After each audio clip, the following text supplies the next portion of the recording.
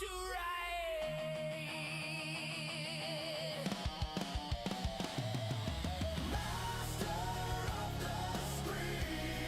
Enigma supreme.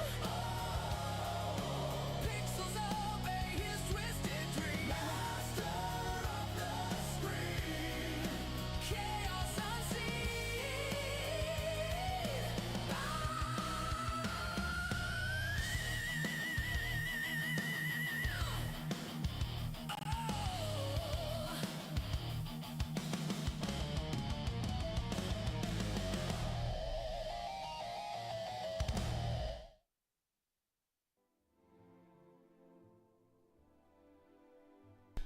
Good evening, everybody. Welcome back. I learned my light has another feature on it that I didn't know. So now my lighting is a little better. Welcome, everybody. Welcome to my afternoon or my evening bonus bourbon stream. Desi Dish is out of town, so it's time for some booze and some Dragon Quest. As we're getting started today, guys, if you would do me the favor and the honor following me on Twitch, Twitter, Rumble, and Kick, I would appreciate that so much. I really would. Subscription on YouTube would be helpful as well. I'm trying to become monetized and partnered and all that good stuff on every platform I possibly can. Right now, Kick and YouTube are the ones I'm focusing on. I need 3 followers on Kick. I need 199 subscriptions on YouTube to become monetized on all those platforms. Of course, Twitch, I'd love to be a Twitch partner as well. I need your guys' help with that too. That's going to be a lot of viewers. Also, you know, don't forget to check out my merch store. You can get some cool stuff. My bourbon glass I'm drinking out of tonight with my, where is it? I can't even see it. There it is. My logo on it. I designed that myself. Is on there, as well as hats, t-shirts, my question mark jersey, things like that. Check that stuff out. I'd appreciate it. Come on, Whiskey. Are you coming up here or not? Whiskey is looking at me like he wants something, and I know what he wants, but he can't have it because Desi is not here, so he does not get his his bone. He wants a bone, and he's not getting it tonight. It's what he's doing to me right now. Anyway, so we are going to go ahead and continue where we picked up. We left off playing Dragon Quest HD Remake. If you're on YouTube, if you're on Rumble, smash the like button. Let people know that I am here so we can get moving, guys. I really want to continue moving forward. I want to continue growing. I want to get after it. I need to be successful. I want to be successful. And I am here 4 to 5 days a week playing games for you guys. Ooh, good. Gold Golem.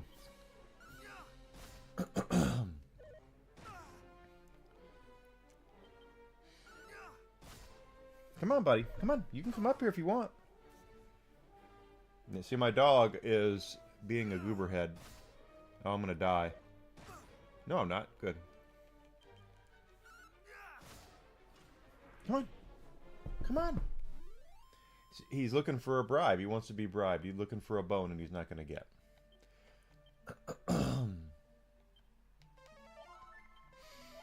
But I want to grind for our money for the sword, the Blizzard sword. I also want to grind for that shield. The armor I'm going to kind of hold off on because I know where the best armor is, and at least where it was in the original game. And that guy that's guarding it is a bastard. We just need to make sure we have better equipment and better stuff here. Gold Golem's what I'm looking for the most part. Oh, you're going to muster up your strength. Hit me for 150, are you? Or 168 in that case.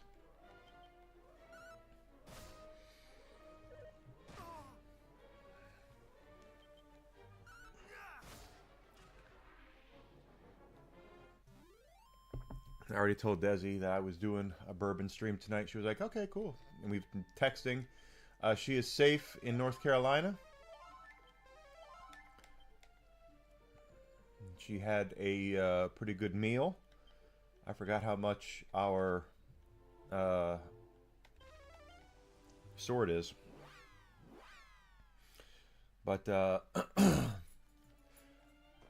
can't remember. We might have enough now.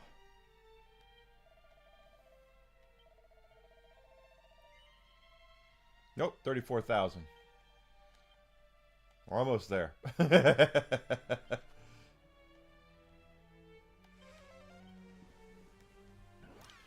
Yes, we're almost there.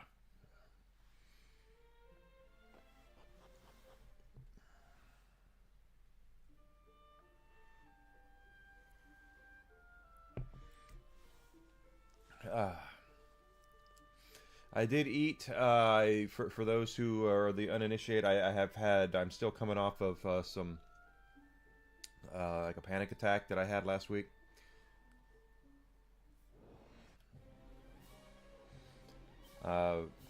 Wasn't fun. Not fun. Still coming off of it.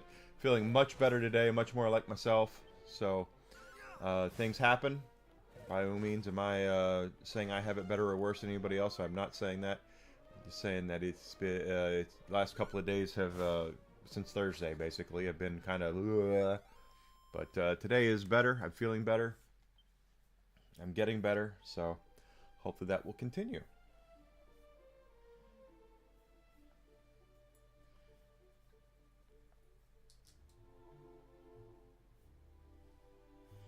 Gotta get after it.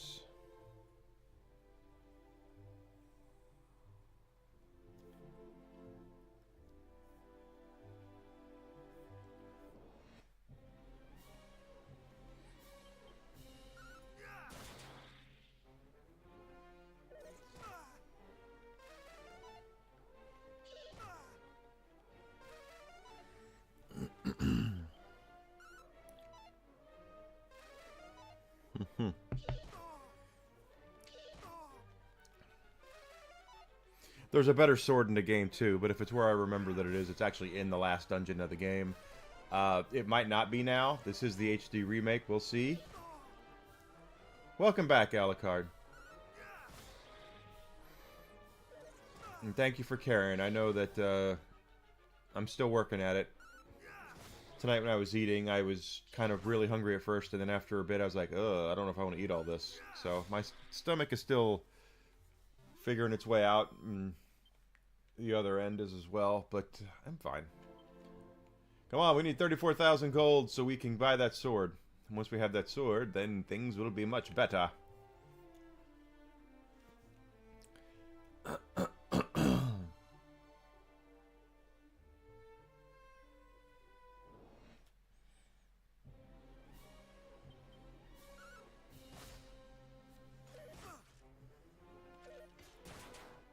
Hmm. 118? Jesus, tap dancing Christ. Don't do that to me.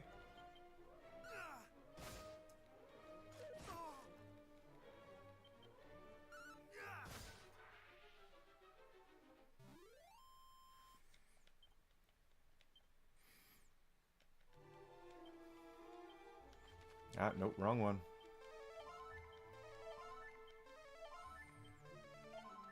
But I've noticed there's a big difference in this game and the original version, as I was talking about. Yes, we are buddies. Absolutely. A big difference is that in the original game, the game was nose-loaded with difficulties, like it was difficult to start. This game is difficult. I'm guessing we're somewhere towards the end game, and because we have a lot of the stuff needed. That's difficult, very difficult to. It's been very hard the last couple of boss fights. So they've changed it around.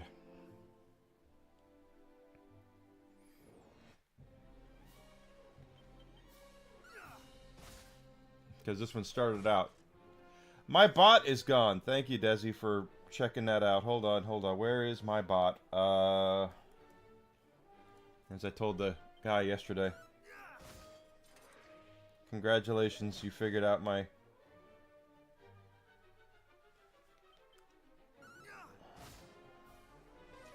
I know, now it's gonna give me the code, yeah. Gotta get the code. The code! Gotta get the code! For those who don't know, whenever you become a Twitch affiliate, they give you an authenticator app. You need to do double authentication, which makes sense that they do that. Cloudbot. And since it's active, try it again.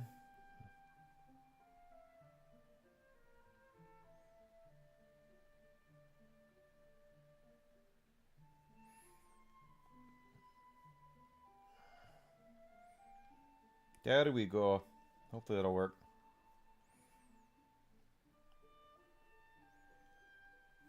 I'm trying to... I need to get a new bot anyway. Gotta get a new bot anyway.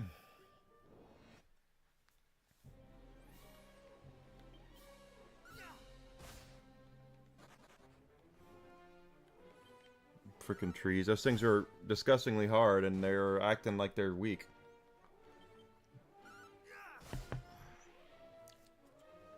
Well, at least I got him that time.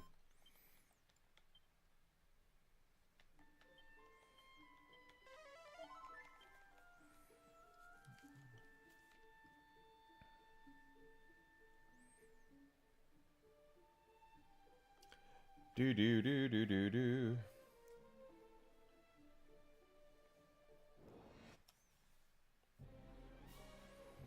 Good.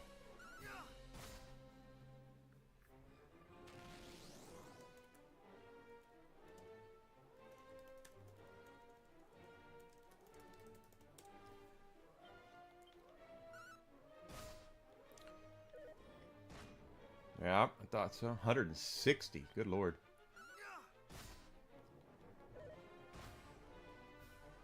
Gold is what I want. The gold ones are worth the most. They're worth about 2,000 each, so that's probably going to put us over 33 right there.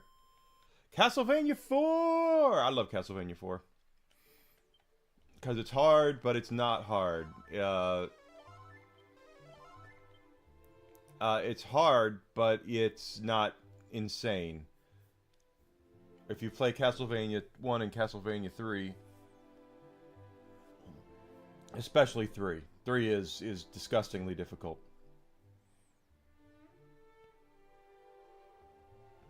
Attempt number 2.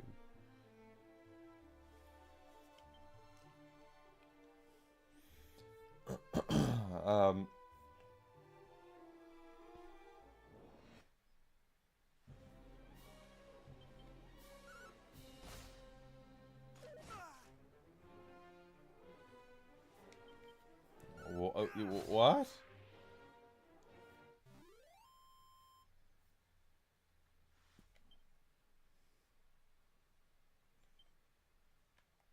Yeah, 4 is a great game. I do love 4. I think it's I like Symphony of the Night is probably my favorite, just simply because it's like you're saying, you get to pick up and play. I can do Symphony of the Night right now and just have a great time with it. But 4 is definitely in that same vein. Castlevania 3 is disgustingly difficult. And 1 is hard. 3 is disgustingly difficult. 4 is hard, but it's fair.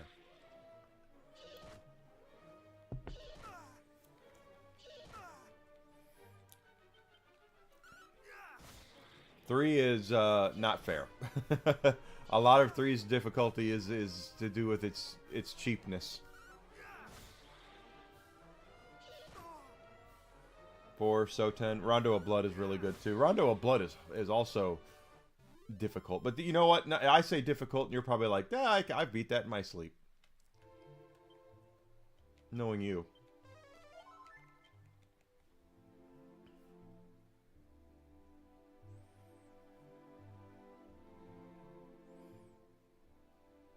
Yeah, 3 is insanely hard, and it's just one of those games that you feel like you wouldn't. You're like, oh my god, I finally got there. I finally got here. I finally got through that part, and then until you beat Dracula, you realize that there's no thank God I got through that part, because the next part is actually harder than the last part. That's how difficult that game is. And I wish I was kidding, but I'm not. It's that hard.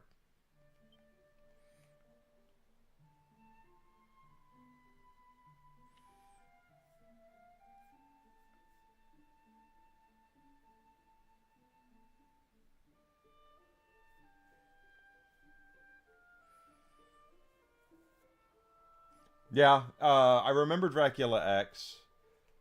Yeah, he has three forms. That's what makes Dracula so hard. Is he's got three forms. You have to do three forms of Dracula on one life bar. Good luck.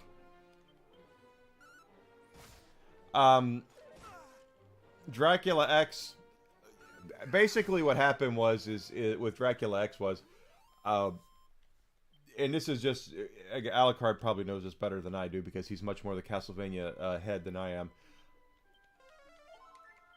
Nintendo Power was Nintendo was ruled the roost. Nintendo Power was a big deal, and they were going to do after Castlevania 4, they were going to do Rondo of Blood, and what happened though is that Rondo of Blood ended up on the PC Engine, the TurboGrafx CD, actually in Japan, and it there were anime cutscenes, there was voice acting, there was all sorts of stuff that just wouldn't fit onto a SNES cartridge. So they pulled out as much as they could to put it on a SNES cartridge. And when they did that, it just they took out Maria as a playable character. They took out all the anime. They took out all the voice acting, and it's still fine. It's still fun, hard. You know how much harder Castlevania experience than 4 is,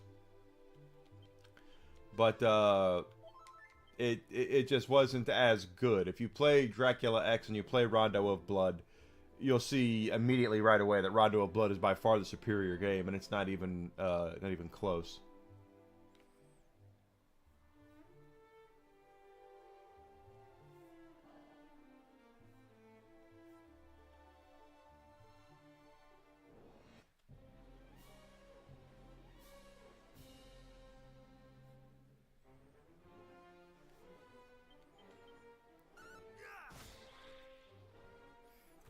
Yeah.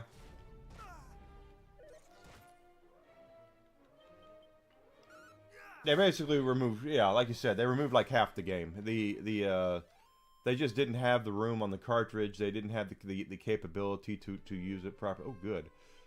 They just didn't. The SNES just couldn't handle it, and it basically it didn't make the game unplayable, but it damn sure made it more difficult to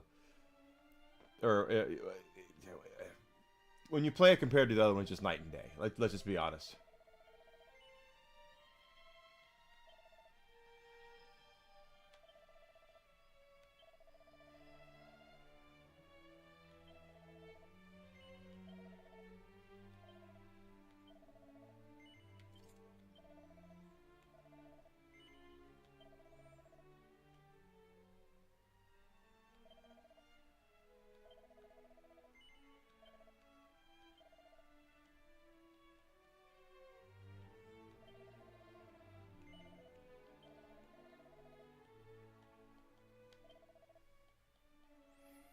Hmm.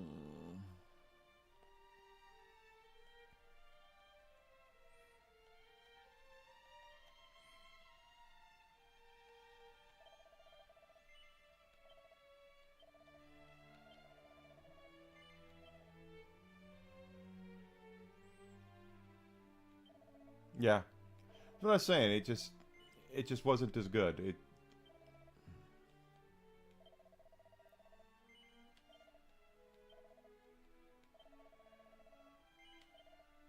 for what it is, it's fine, but it's just not as good.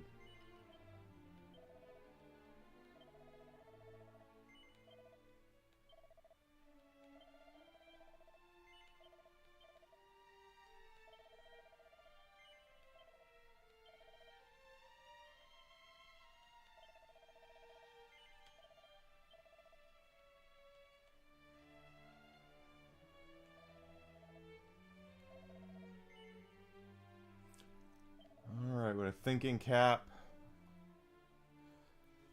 17.7. Mirror Shield's 26,000, so 26,000 is next.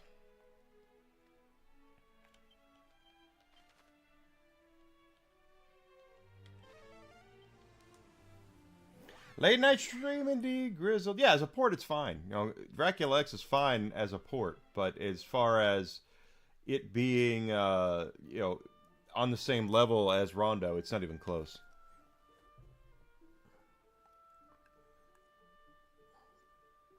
Not quite as butchered as the Atari 2600 Pac-Man port, but similar. I just got the new sword. Yeah, I got the Blizzard sword.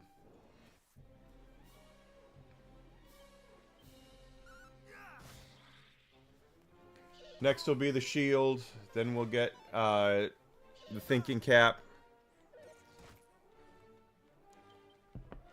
I kind of hope at that point we're strong enough to take down that Axe Knight. Because I don't want to buy that armor. Because I know the best armor in the game where it is. Oh, I know that. There's the PlayStation version, and then there's the Saturn version. The Saturn version had Maria was a playable character. She could triple jump, which was insane, and they added new levels.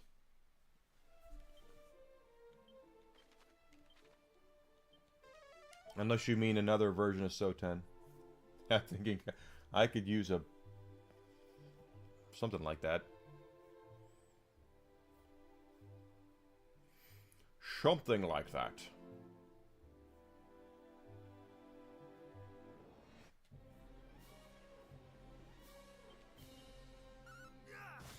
Yeah, Saturn had more areas. And like I said, Maria was playable.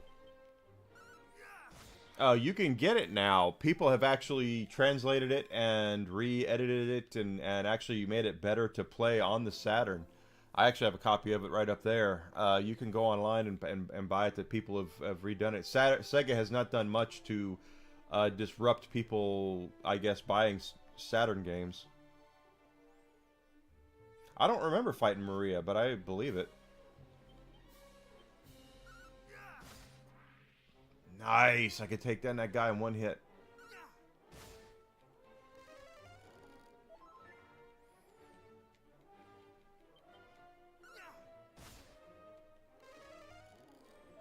You keep casting heal. Don't hit me a second time. Don't hit me a second time.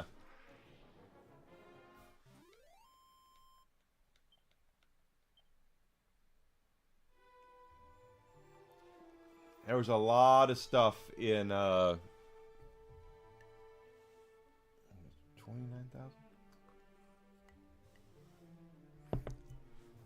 A lot of stuff in Soten is one of those games you can tell that when they made it, they just put a lot of shit into it. Nice.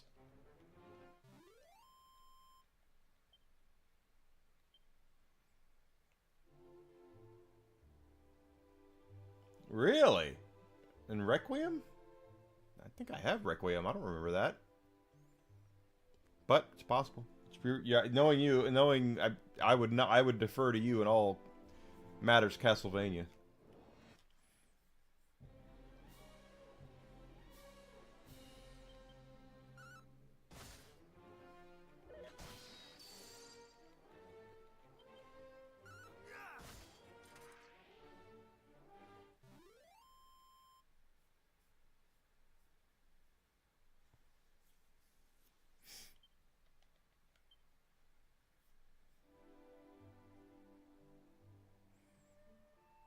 Oh, it's new. Okay, so it's a new version of that Requiem. Okay.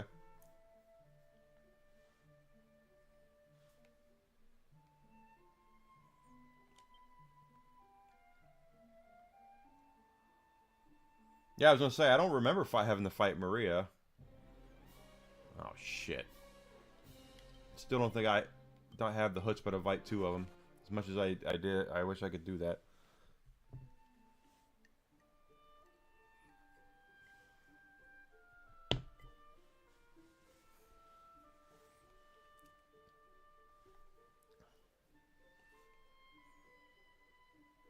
I played the Saturn version. I actually had the original Saturn version, but good. I can take one of them down. When I when I lived in Arkansas for a bit, and I had a guy that was I knew from my very first video game job at a store called Players in Conway, Arkansas, and he used to come in all the time.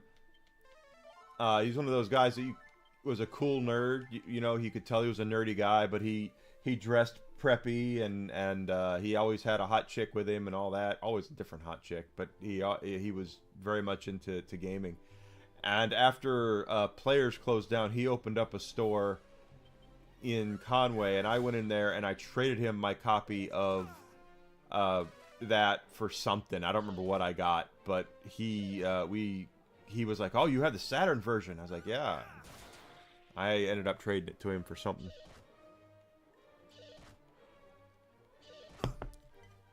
So it's been a number of years since I played the Saturn version. Even though I have a copy that I got last year up there that I've not even booted up yet.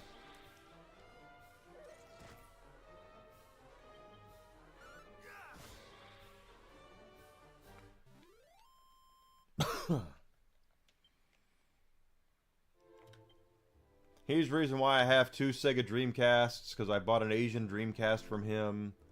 I have some Asian Dreamcast games I got from him. I wonder what he's doing now.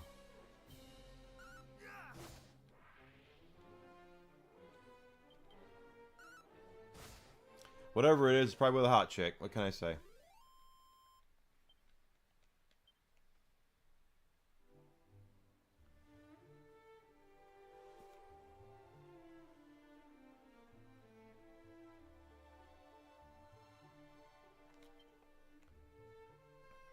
Already at 11,000.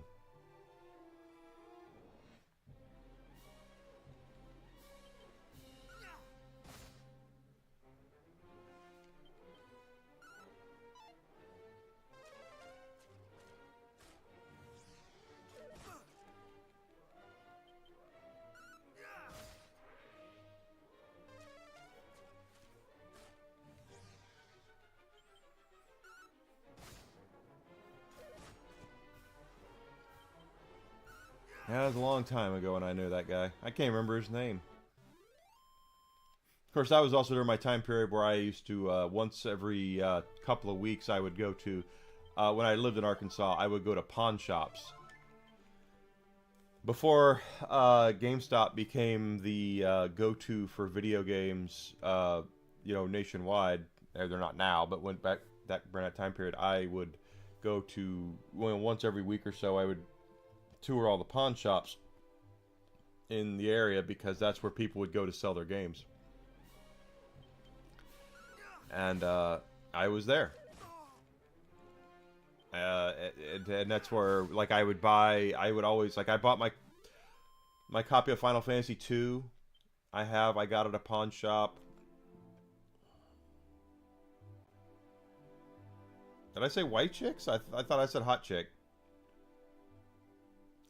If I said white chicks, I mean, they were white chicks, but they were hot chicks. Not that other chicks can't be hot, because they can be. Believe me, the internet's out there. I've seen hot chicks in every shape, size, and race. You know, they're all out there.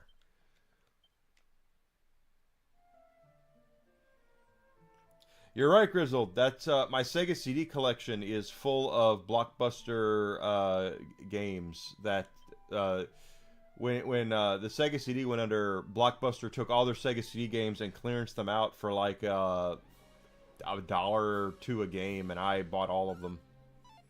And I still have them.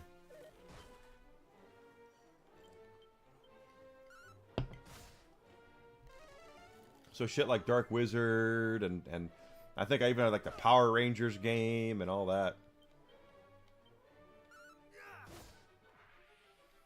I just went there and bought the whole thing.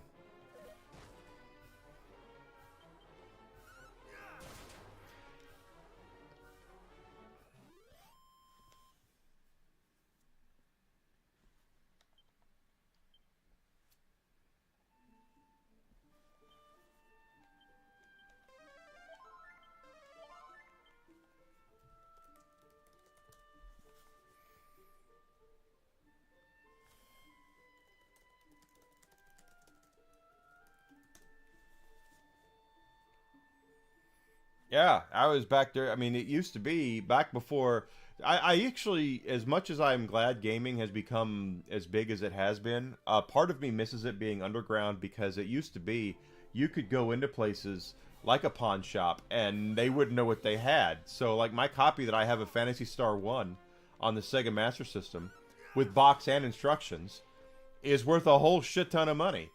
And I bought it for $5 from the pawn shop. And if that happened now, if I were to walk into a used store now to pick it up, it would be more like what it actually is worth, $100 or so. But back during the time of guys in old men in pawn shops, they didn't know what they had. They just would. I bought a whole box of video games for $10, so I'm gonna put them out there for $5 a game and triple, quadruple my money, shit like that.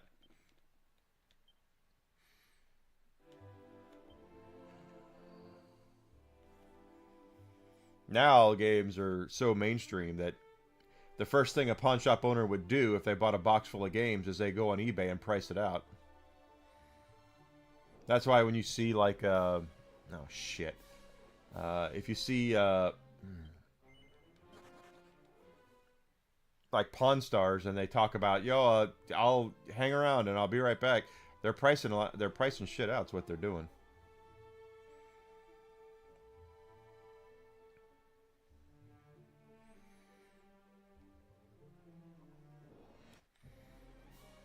And that's why you should never, ever in a million years sell your video games to a pawn shop. Because they don't know what they have. At all.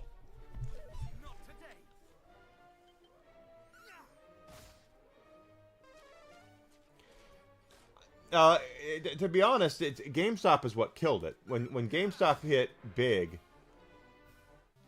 when GameStop took over, they basically kind of ruled the market when it came to used games, and you couldn't, everything that they had, you couldn't, you go into a pawn shop, and a pawn shop might give you a little more for your game, but it wouldn't be a lot more, and they would turn around and they'd sell it for what GameStop sells it for. I don't think a lot of people realize how much GameStop makes off of used games.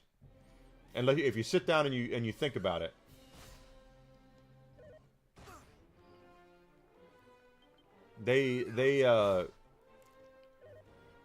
there's a reason they do buy two get one free games on their games. I might die here.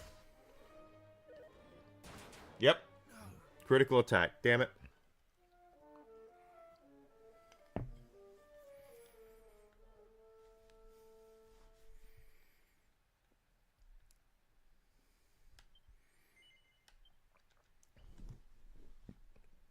But when GameStop hit it big, when GameStop became a big force in gaming, they set the market, and it really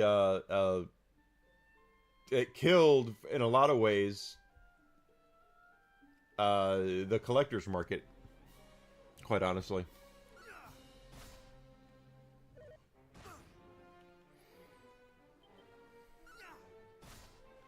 Good.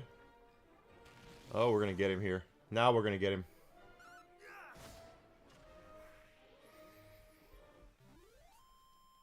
Because the time of you haggling and looking for ways to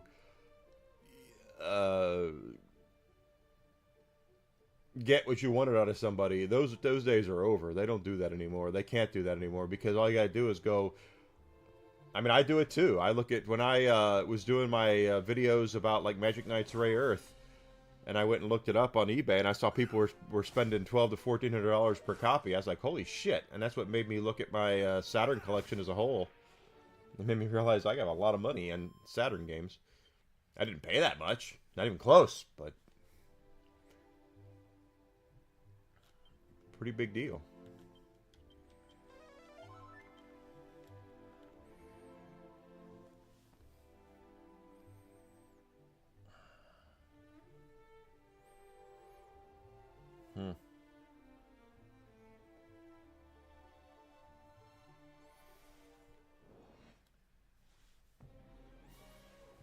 Oh, good.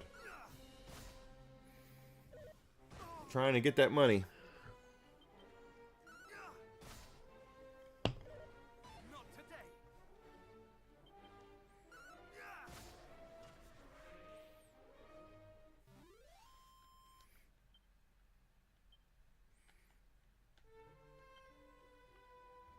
Ah, you got this, Alucard. If you don't get it this time, you'll get it. 16,000. Anyone not following or subscribed to Alucard on YouTube and all that good stuff, you should be. He's a good dude. He's like just a severely good guy.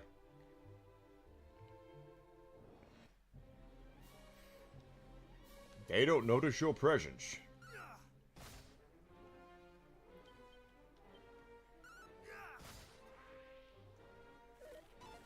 Ah, you missed.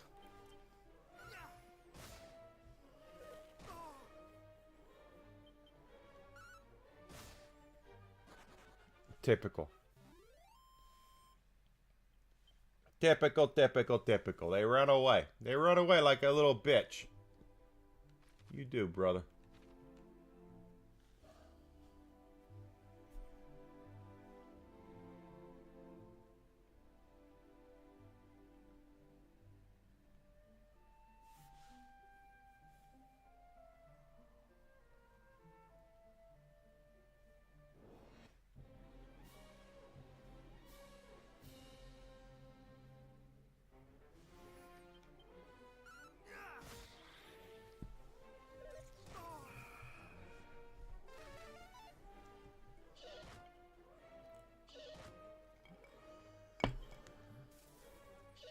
Hmm.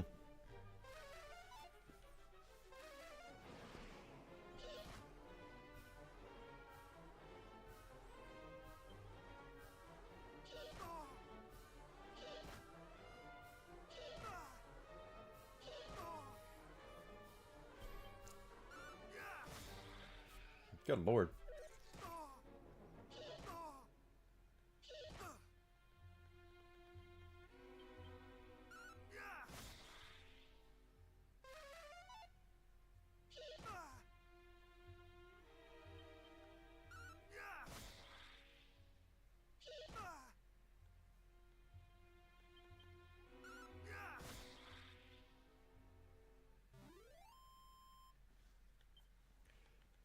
$220 gold.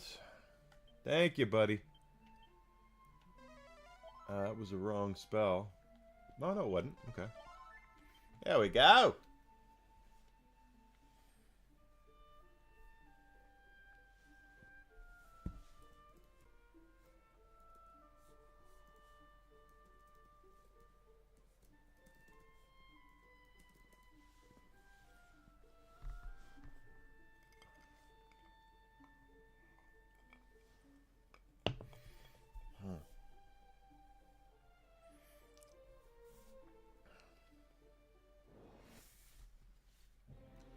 I'm gonna be schnockered here in a bit, I can tell you.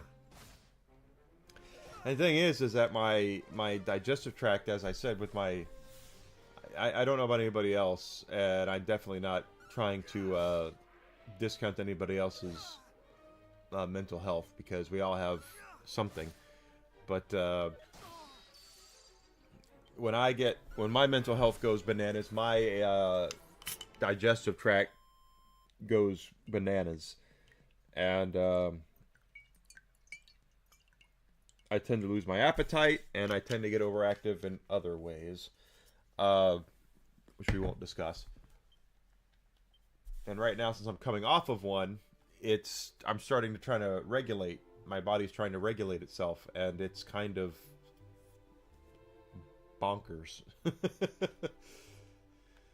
But the good news is, I'm coming off of it, and I will be okay.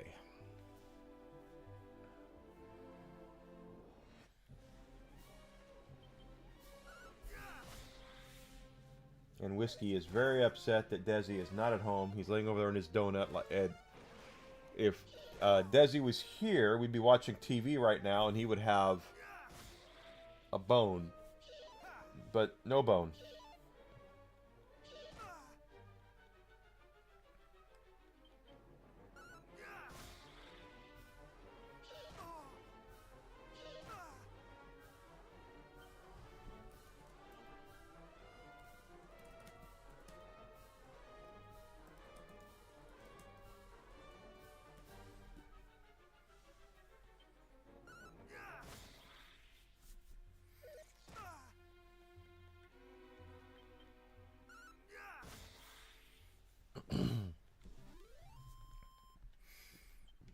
And I do see that Amazon has still not shipped my copy of Spinal Tap 2. So, hopefully we'll get it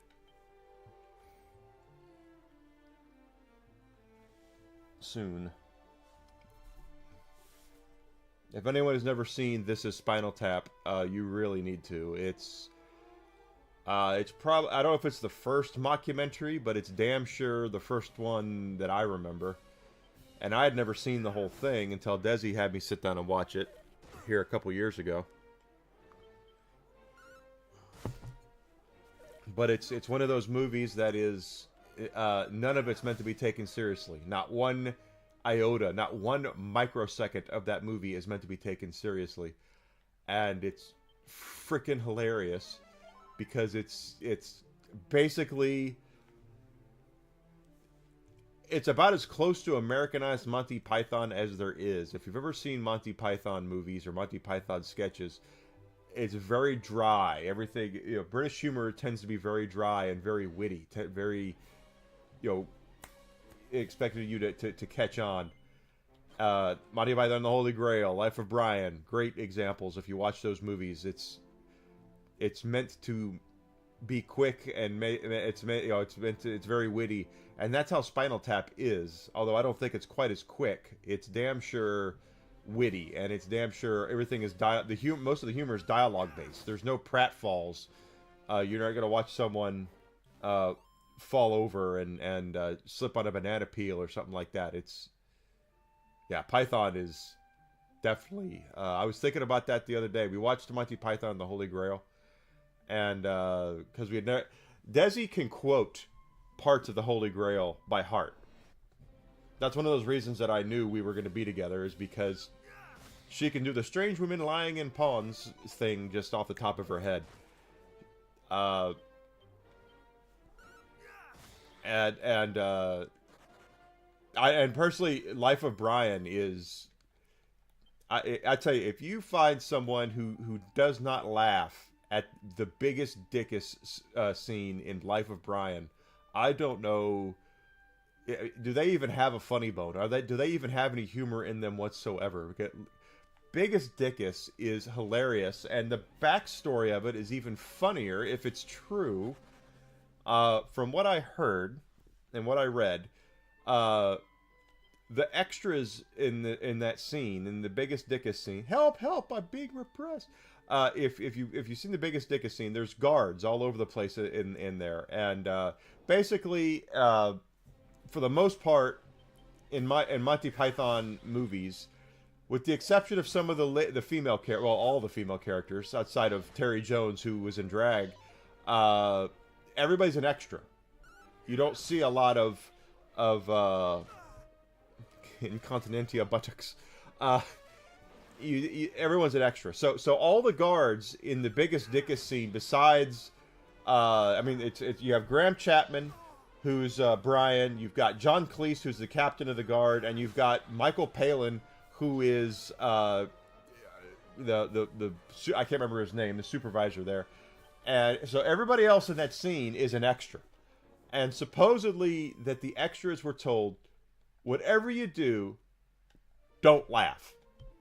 Don't laugh. You're going to hear some stupid stuff. We want you to stay completely stoic and straight-laced through the whole thing. Well, if you've ever seen that scene, that's like drinking a 44-ounce Coca-Cola and then sitting in the car for 3 hours and not even have to pee. Yeah, Palin was laughing too. Well, it got to the point where the guards wouldn't stop laughing. So the rumor is, from what I read, is that Michael Palin ad-libbed a lot of that scene because he was just tired of doing the scene over and over again. And Palin laughed too. There were some parts where he broke character and laughed because it's just so stupid and so idiotic and so sophomoric, but it's freaking hilarious. And it just, if I'm serious, if you find someone who doesn't laugh at the Biggest Dickus scene of Life of Brian, you might want to check to make sure that they might be a communist. They might have voted in New York for that guy. Just saying.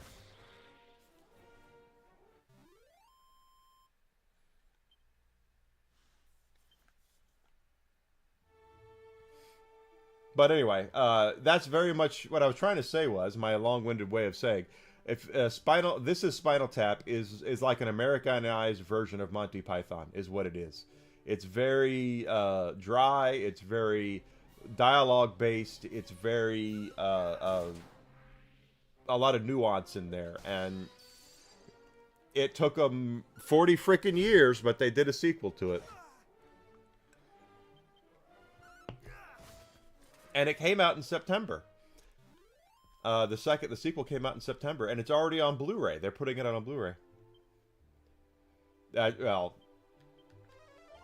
there are certain sketches that are difficult, that are like, wow, you could tell they were stretching there. But the Python movies, especially Life of Brian, and especially The Holy Grail, those are just a laugh riot through the whole thing.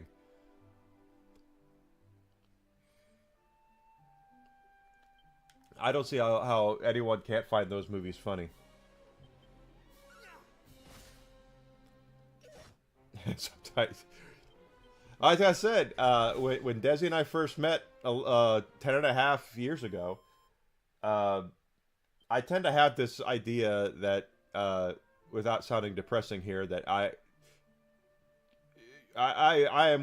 I'm the luckiest guy in the whole world. I have a tall, hot, blonde girlfriend who's successful. I mean, it's just, she's the best person I've ever met in my life. And when we met, I kept waiting for her to... It's like, okay, she's going to wake up one day and realize that she is with a total freaking loser, and she's going to just dump me, and that'll be it. I kept waiting for that. And there was 2 times where I knew, like, okay, she's the one. You better worship the ground she walks on. The first one was, for anyone who grew up in the 90s, who likes comedy, Mystery Science Theater 3000 at Institution. I know they did a couple of reboots of it, but I'm talking like original MST3K. And the guys who came up with MST3K now have a company called Riff Tracks. And every so often, they still do them, I think. They'll do a live show where you go to a theater and watch them, like through a live stream, riff a movie. And they now do, you know, AAA movies. They do, you know, they've done, you know, Star Wars. They've done, you know, Batman movies. They've done all this stuff. Well, the Citizen Kane of shit films is a movie called The Room. And you know what's funny, Grizzled, is how much of our comedy that we have now is influenced by MST3K if you go back and you look at it. And so Desi texts me on, it was a Thursday, because they do it, they would live riff things on Tuesdays and Thursdays. So she texts me and she goes, "Hey, what are you doing tonight?" And I said, well, have you ever heard of Mystery Science Theater 3000? And she was like, "Oh yeah, hell yeah." And I was like, well, the guys who came up with that they had this company called Riff Tracks, and they're doing a riff of the best worst movie ever made, I guess, is the best, is what the way I put it. Like, The Room is it's so bad it's actually good. That's how bad The Room is. I said, they're doing a riff of that. And she goes, "Oh, I want to go." And I'm thinking, well, this could be it. This could be it. She's either going to go and she's going to laugh her freaking butt off, or she's going to say, "This guy is a complete freaking idiot. I got to get out of here." Needless to say, we're still together.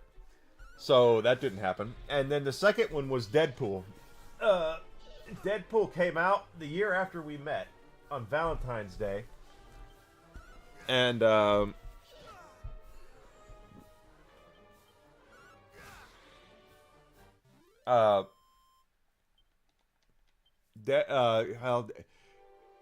Desi and I used to only meet on the weekends. When we first started dating, the only time we really both had time was to see each other, because we didn't live together, was on the weekends. So, and plus, she's not a comic book movie kind of girl. She's not. She watches them now because of me, but I never assumed she wanted to go see any. And so here comes that magic text on Valentine's Day. Hey, what are you doing? I'm going to see Deadpool. Oh, cool. Can I go? Sure. And here we are again. She's either going to laugh her butt off, or this is gonna be it for us, and we're still together. So.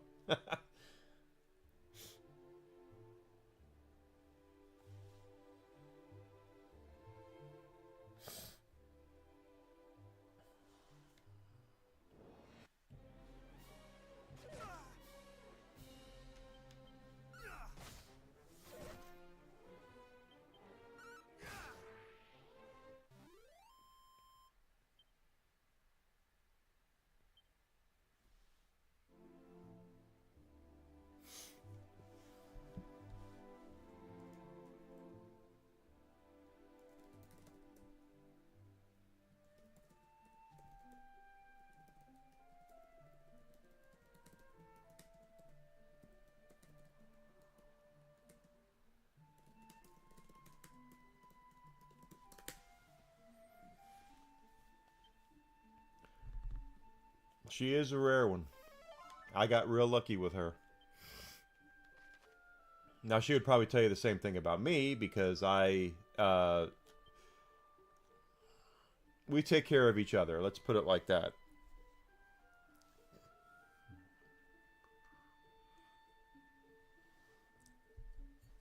And for those who are wondering, no, we don't agree on everything. Ultra fast. We don't agree on everything. That being said, we've never gotten into a fight. And I always see that people online will say, if you've never had a fight with your significant other, it's because you're weak or you guys don't evolve your relationship. And it's like, no, actually, we aren't like that at all. The reason why we don't fight is because we just don't think there's anything that important to really fight about. We would much rather sit here on the couch and watch comedies and watch, ridiculousness and game shows and whatnot, rather than sit there and argue with each other about shit that in the long run ain't gonna mean a hill of beans when it's all said and done.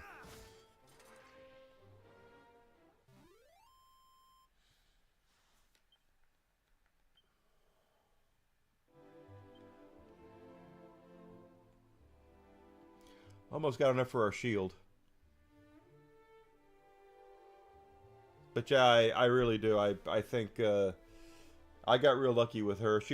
Knowing her, she'd say the same thing about me. But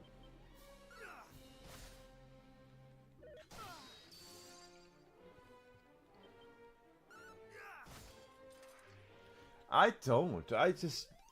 You know what? I've watched people argue, and it's like, if I want to argue, I guess I look at it arguing the same way as I look at like anger and aggression. Is I don't have that for even the people that I genuinely dislike. I mean, there's a handful of people I actually do because of who they are.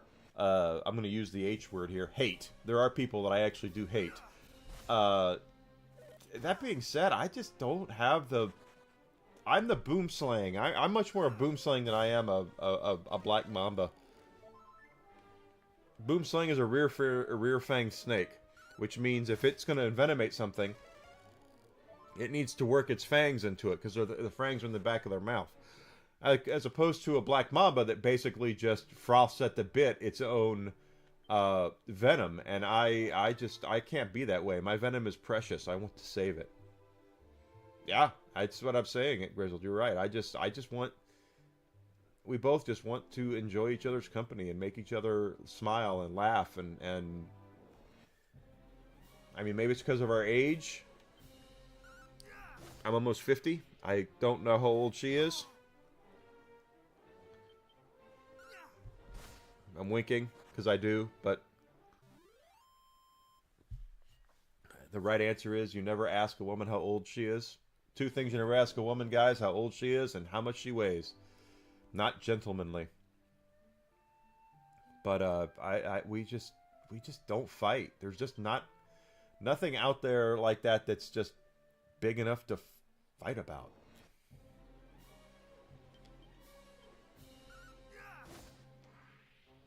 And even like politics, I tend to float more libertarian. She tends to float a little more liberal.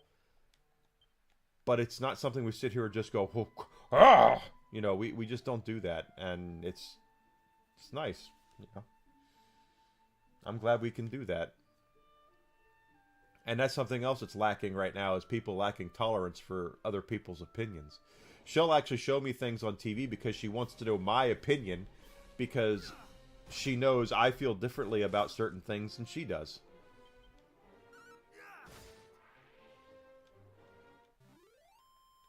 Because she wants to hear what I have to say. And not because she's trying to poke holes in it, not because she's trying to make fun of or anything like that. It's just she just goes, I want to know your opinion on this because I know you see things through a different lens than I do.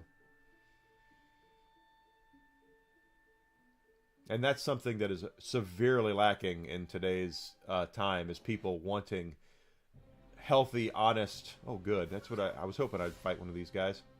Healthy, honest debate. There's just not any of that anymore.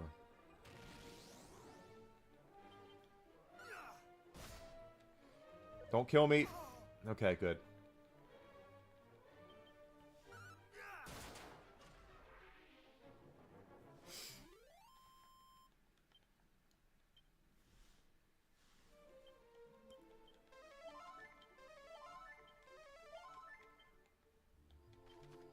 Let's go.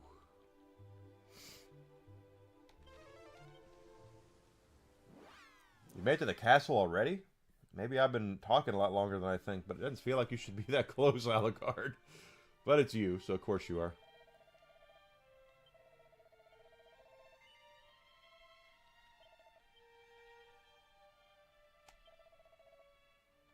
Oh, 26, not 29. I guess it's not a bad thing that I...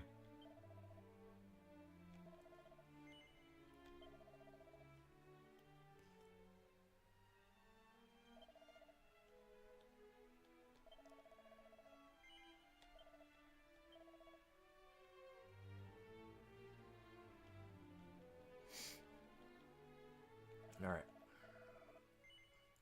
Thinking cap is 17.7, so we need to go get that. That's a real game begins, a Jim Carrey.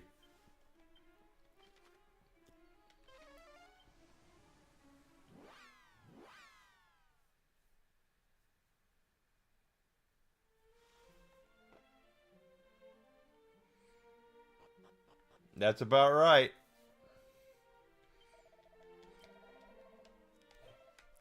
That's a guilty pleasure of mine, is Batman Forever. I have the poster for it, the teaser poster hanging right there. I love the teaser poster for Batman Forever. The question mark, well, yeah, obviously Enigma question marks. The question mark with the bat signal in it. Absolutely love it.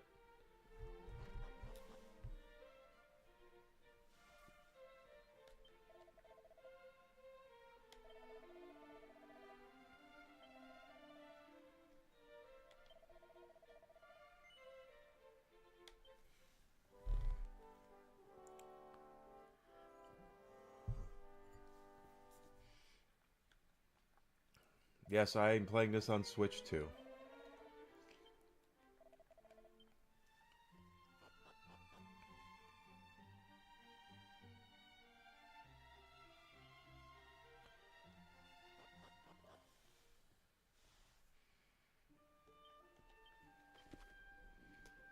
Let's see. Wayfarer's Inn. We need 17.7 for our thinking cap. Holy rusted metal, Batman, is what he said. And he goes, the ground, it's full of holes, and it's metal, and it's rusty. Holy rusted metal. I'm not saying the movie's high art, okay? I'm not. But it's a guilty pleasure of mine.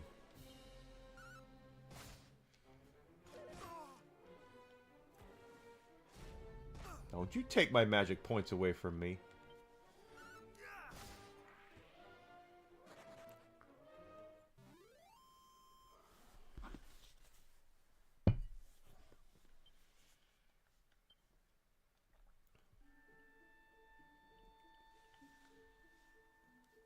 Yeah, it's fun to watch. I own it. I have it on 4K. A couple years ago, Amazon had it on Black Friday sale. I think I got it for like $20, all 4 movies. And honestly, the Batman and Robin is an atrocity, but now Batman's a classic. Batman Returns is good. Batman Forever is a guilty pleasure. And then we get to Batman and Robin, where you can just go, oh my god, this is... Do you want to watch an hour and a half of Arnold Schwarzenegger make temperature jokes? Because that's what it is. Oh, pardon me.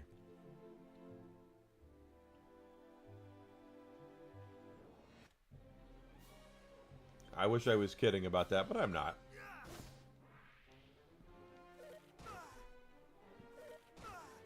Why does he get 2 attacks randomly? That's kind of weird.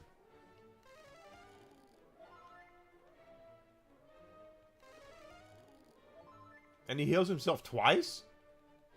What the shit is that? And he takes my magic points.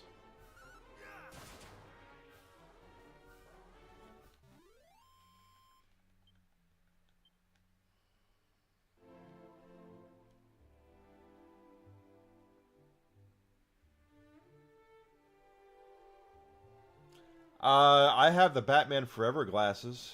All 4 of them.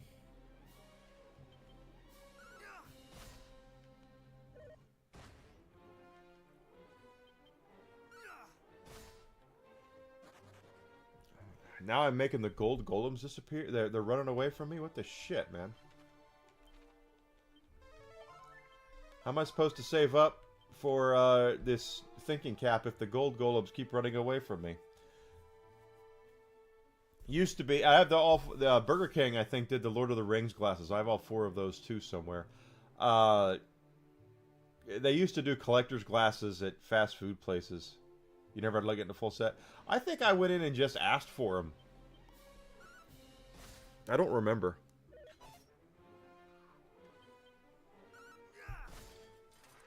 I'm pretty sure with Lord of the Rings, I just went into Burger King and asked, "Hey, can I just buy all 4 glasses? I'll buy. I want a Whopper and all 4 Lord of the Rings glasses." And they're like, "Oh yeah, sure." But McDonald's, I don't remember, but I do know I have all 4 of them.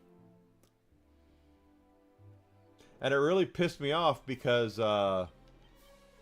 Batman... Oh, I got raided by Yarny. Hi, Yarny! On Rumble. Thank you for coming in. Thank you for the raid. Welcome, Raiders. Batman and Two-Face had big actual glasses, and the Riddler and Robin had little, like, pint-sized glasses. And I was pissed because I always liked the Riddler more than Two-Face, so I was like, why doesn't the Riddler have a full-size glass? The Riddler was the real villain anyway, so... Welcome in, Raiders, on Rumble. My name is Enigma. I am a variety streamer on Twitch, Twitter, Kick. Twitch, Twitter, Kick, Rumble, and YouTube. I had to count now because I've added Kick. I keep forgetting one of them. So, you know, kick your feet back and hit that follow button. Thank you. Yarnwitch is a great friend of mine. If anyone here is not following Yarnwitch and subscribe to her on YouTube and Rumble, what are you doing with your life? She is the sweetest person in the entire world. Just absolutely love her to death.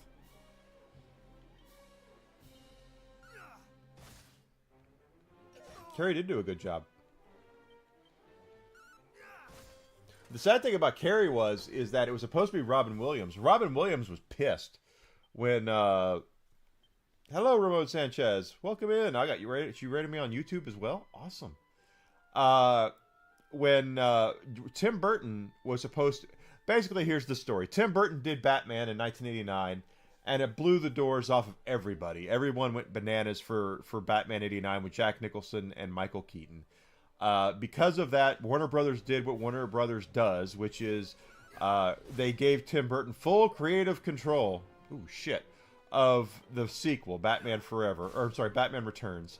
And because he had no oversight, he did what he wanted to, and it didn't turn out as well. And because of that, they kind of asked Tim Burton to leave.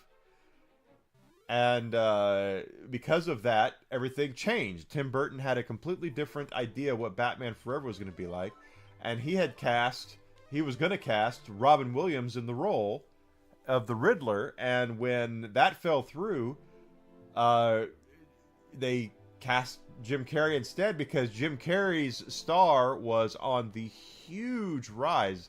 Batman Forever was post Ace Ventura, was post Mask, was post Dumb and Dumber. He was like the biggest comedy star in Hollywood at the time. So getting him in Batman Forever was a massive deal. A massive deal. And Robin Williams, sadly, was kind of left holding the bag, because he was supposed to be the Joker as well. And he got upped by Nicholson, which, who can play? I mean, seriously, it's Jack Nicholson. Only 2+ strength on that one. But thank you, Yardy. I love Yarn Witch. I do. Yarn Witch Live is amazing. She's a great person.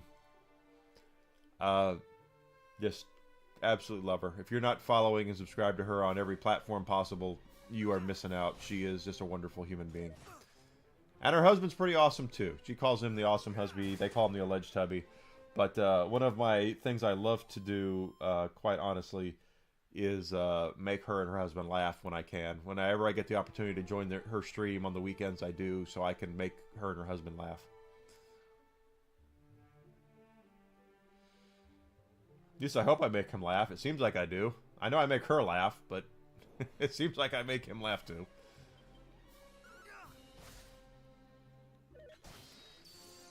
Was it the same, Grizzle, was it the same exact suit that Frank Gorshin used to wear?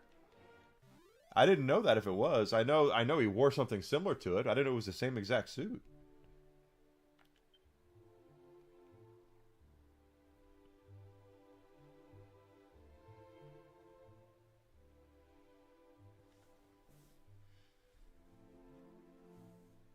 Thank you, Yardy. Thank you so much. Guys, we're playing the Dragon Quest HD Remake. I'm saving up for the Thinking Cap, is what I'm doing right now, because there's an Axe Knight hiding the best armor in the game. If this is anything like the first game from back in 1985 or 1987, whenever it came out and I played it, and I need that armor. And unfortunately, that Axe Knight has beat the absolute shit out of me every time that I have gone after it. So I'm trying to get the best weapons and armor I can so we can beat it. Oh, it just resembled it. Okay. The green hat and the coat. I know the jumpsuit, and then he had the green suit. I would totally wear that green suit. But only if it was red and black. Because I'm Enigma and it's a copyright thing. I don't want DC coming after me saying, Enigma, you're a little too close to being Edward Nigma.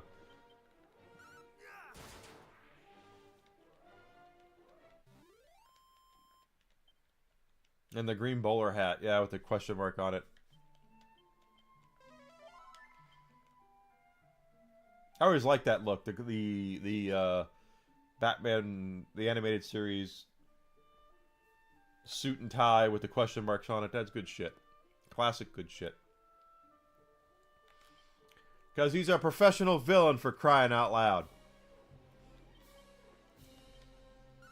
Cure slime. Dead.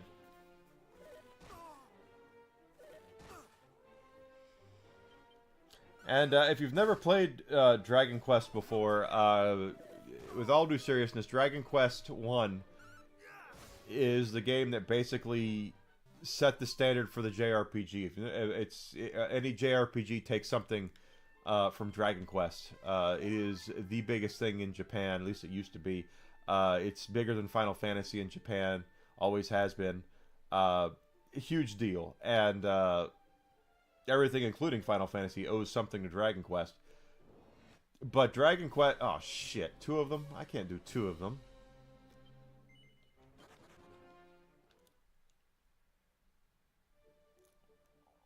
Thank you, Yarny!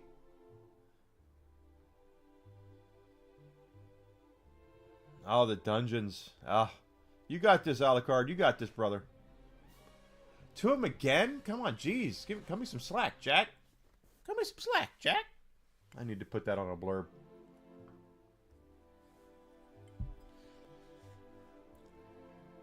Here we go over here. Thank you, Yardy. Good night to your husband as well. That sounds kind of weird that I'm telling your husband good night, but like I said, Yardy and her husband are great people.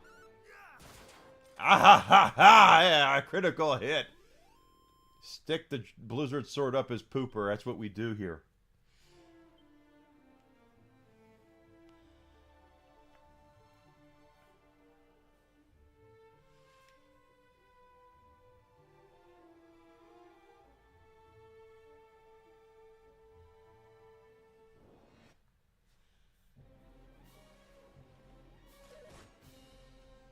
Don't hit me with that sword.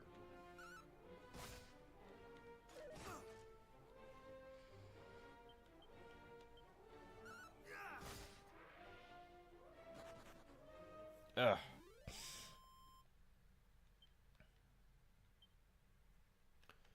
What do we got here? Alright, we're almost, we're at 17.7 is what we need. I would love to find more gold golems, but only if it's one.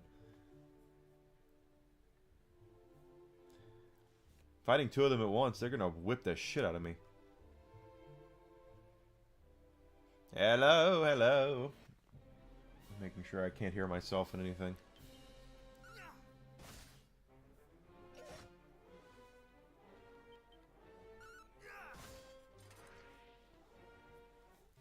Hello, hello, is it me you're looking for? Come on, come on, you gotta give me some gold golem. I need one gold golem. Give me some gold golems one at a time.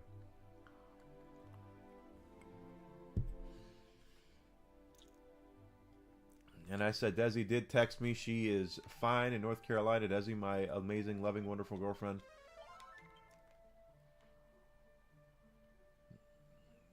Last time I checked, she was enjoying a glass of Chardonnay. That's what I wanted. One gold golem. Don't run away. Don't miss either. What the hell is that shit?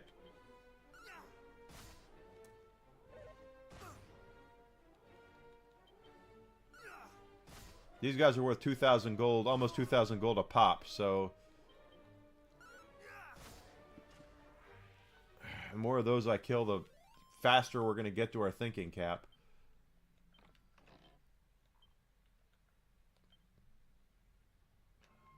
And then we'll head to the next dungeon. Although I want to beat that Axe Knight. Frickin' Axe Knight. Oh, you died! Alucard, what's wrong with you? Ah, ah, ah!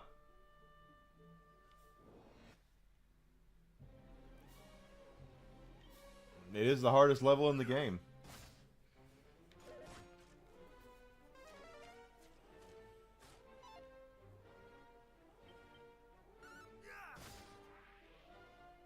You got this, brother. You're going to figure it out.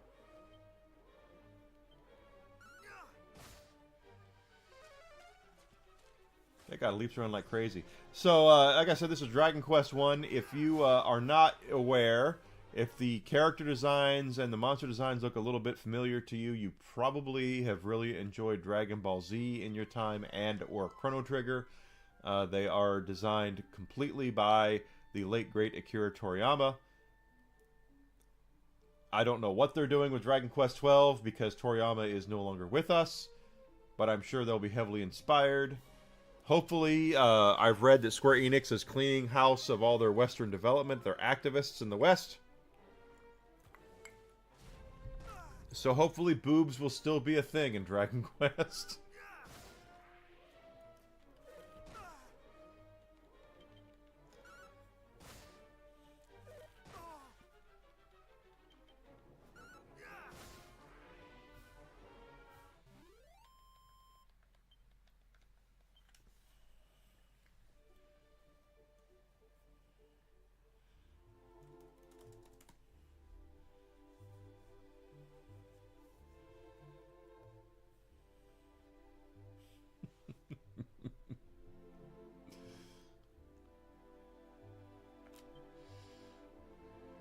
And I want to thank everyone who laughed at my Chris Jericho thing last night. The things that I remember in my head are kind of crazy. I put on Twitter last night. Someone put up a thing about, You know when you fill out something online and they have you put your age in and they have you scroll down.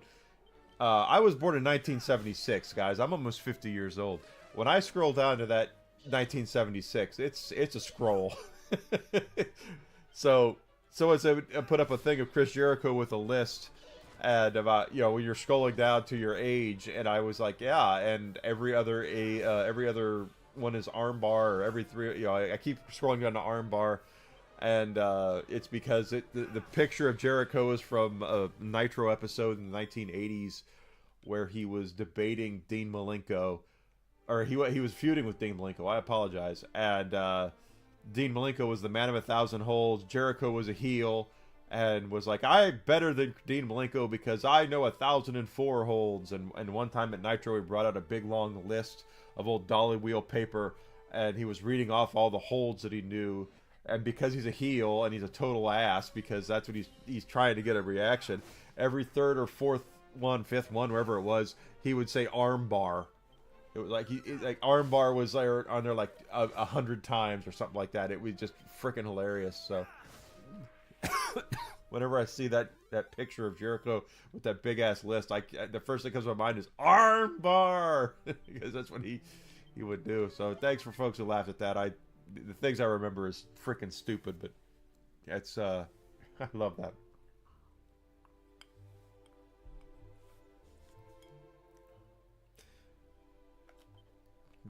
'90s Chris Jericho on WCW is peak Jericho when he had no. Basically, guys, whenever it's still this way now in WWE. But it's different in a way. In WWE, WWF, WWE in the 90s, you had to filter everything through old Vincent Kennedy McMahon. He was the filter. He was the one that you would go to him and say, I want to say this, and he would say yes or no. They would hire writers to write scripts for you, for wrestlers, all that good stuff. But VKM was the arbiter of everything in WWE. In WCW, it wasn't that way. They had ideas who they wanted to feud with each other. Eric Bischoff would put guys in the ring when they wanted them to feud with each other. But as far as promos and stuff go, nothing was scripted. So they would tell Jericho, go out there and cut a promo on Dean Malenko, and so he had complete creative freedom to do and say whatever he wanted. And that's why it's peak Jericho, is because he knows he's a chicken shit heel, and he's trying to get over as such. It's flippin' hilarious. If you go back and watch his old WCW stuff in the 90s as a heel, Jericho conspiracy victim, all that stuff is just peak Chris Jericho. Yeah, freaking hilarious.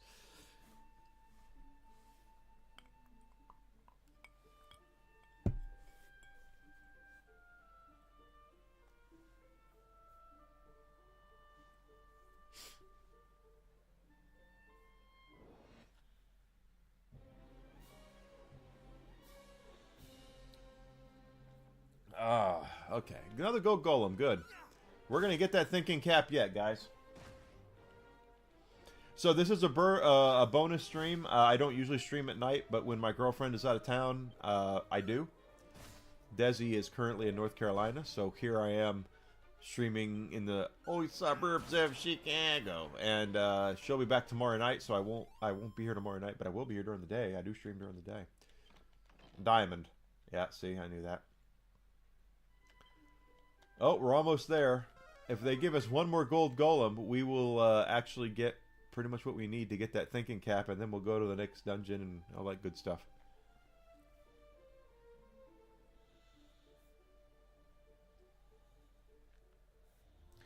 Do. Of course, they're not going to give me the gold golem. They're going to give me this infernal armor. What a dick, I tell you. The guy's an asshole. I'm just trying to get my thinking cap going here, and you're being a dick.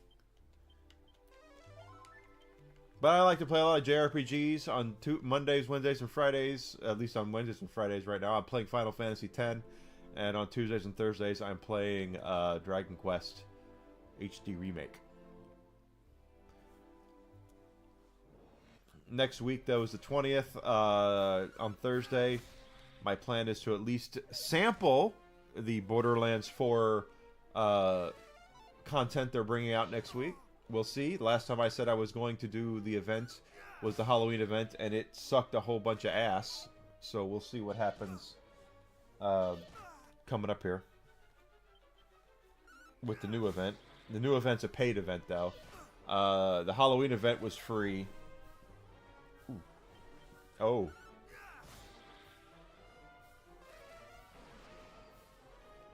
This next one is a paid event, so hopefully there'll be a little more to it.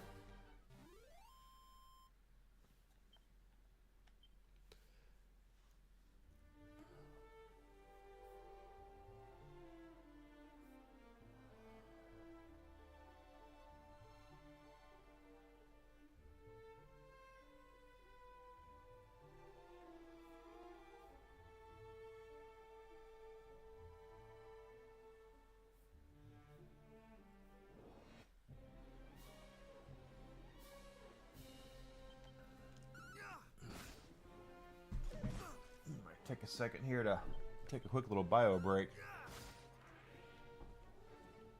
because I might have to go. I do have to go.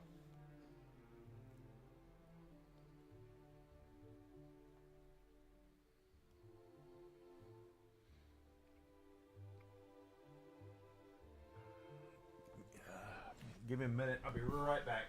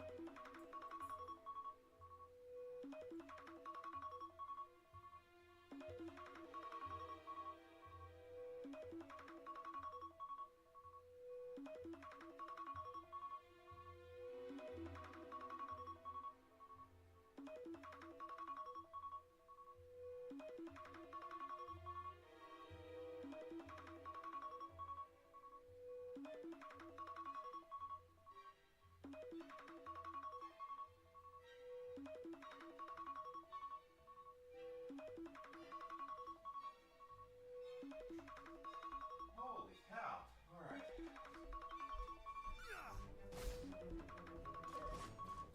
Sorry about that, everybody.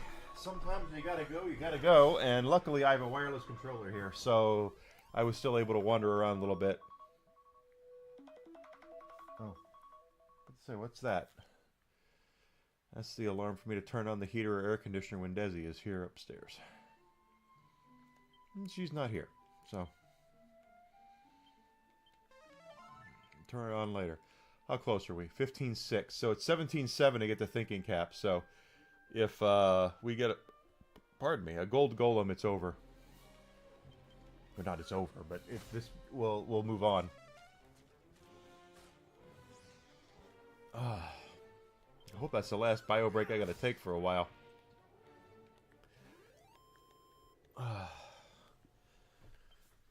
98 coins. That's a lot less than what I need. I need 2,200. I need about 2,000 coins. Give me 2,000 coins. Give me a golem. That's all it takes. Gold golem.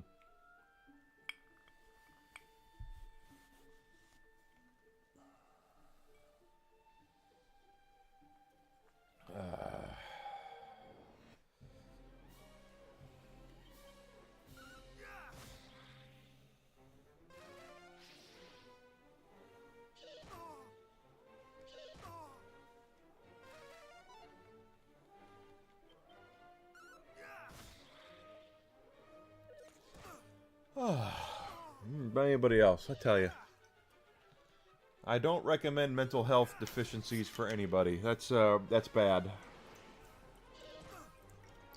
Because if you're anything like me, you got to go through all sorts of goofiness and digestive issues, and it's just not fun. It's not fun at all.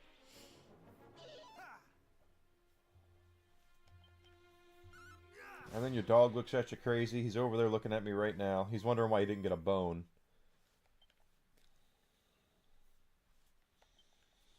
And if I haven't said so yet, I don't remember if I said so yet, I want to thank every veteran out there, especially if you are in the UK or the United States. I am an American myself, you know, even Canadians, but the UK and the American, United States in particular, you guys are, I know personally a veteran or two in the UK, and as far as United States veterans go, both of my grandfathers and my father are both veterans. Were both veterans.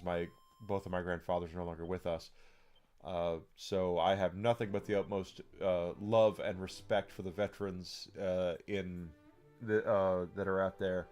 I am doing what I'm doing right now under the blanket of freedom provided by people like my father and my grandfathers. So thank everybody, thank every one of you veterans out there. I don't care if you are 25 or if you're 105. Thank you so much.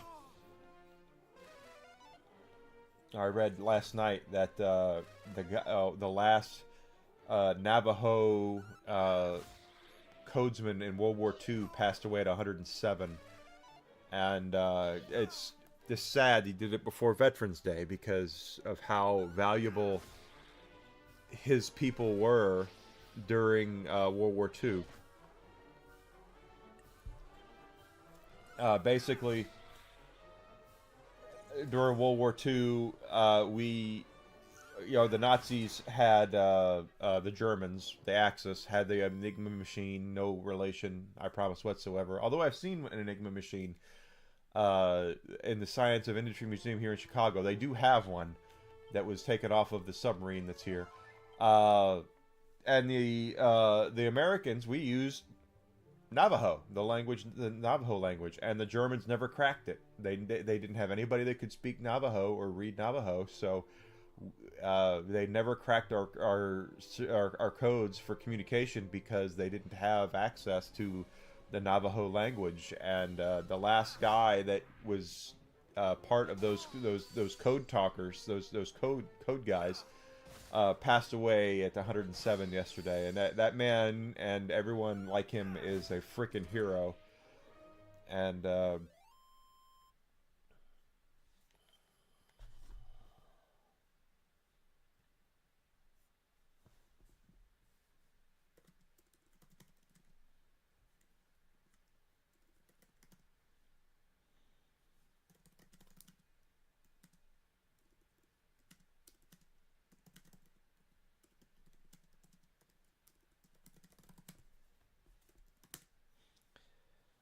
again, a man was a hero. All the Navajo were heroes, and it's one of those things that these days we tend to focus a lot more on our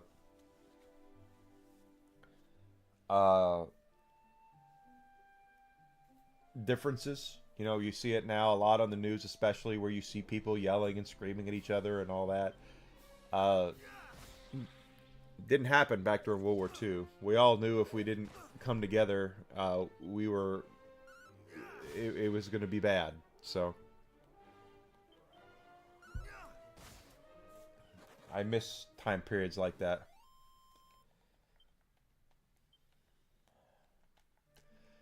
I miss that, where we could actually get along and realize, yeah, you know what? Maybe we don't agree on everything. Maybe we are not going to be best buddies when it's all said and done. Maybe we will still be breath mint and candy mint people, or taste great and less filling, or light side and dark side. Star Wars reference, sorry, but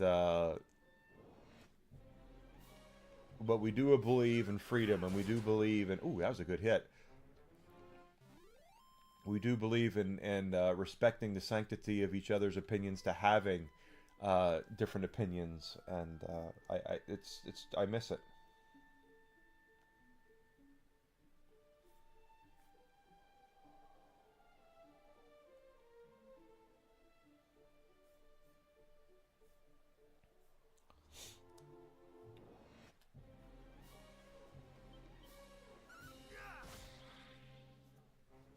Not today.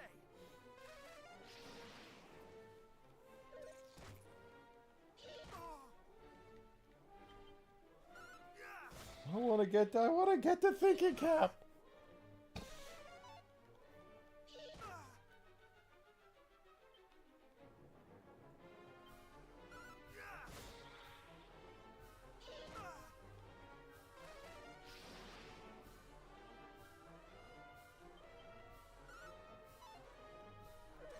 Oh my goodness.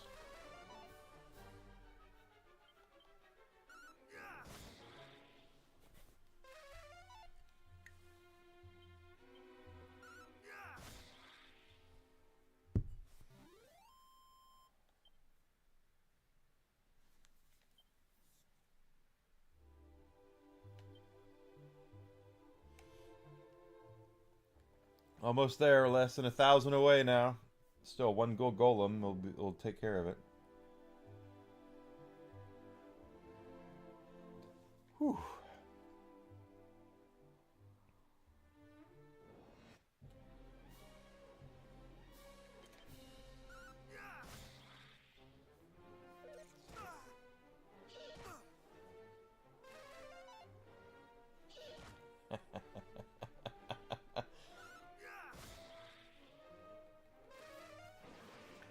Back at the castle. You got this, Alucard. You got it, brother.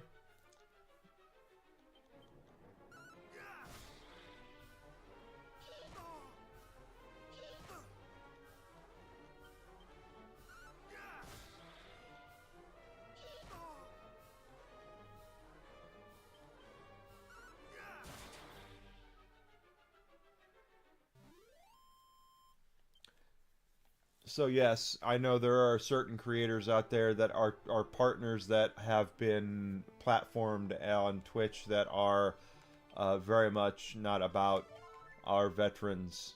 And as soon as I said that, I know probably at least two faces came to your mind immediately. I am not one of those people. I will forever, ever, ever stand up for our veterans. And quite frankly, if I were in charge, no veteran would ever go without having a house. As far as I'm concerned, veterans should be taken care of. All of them.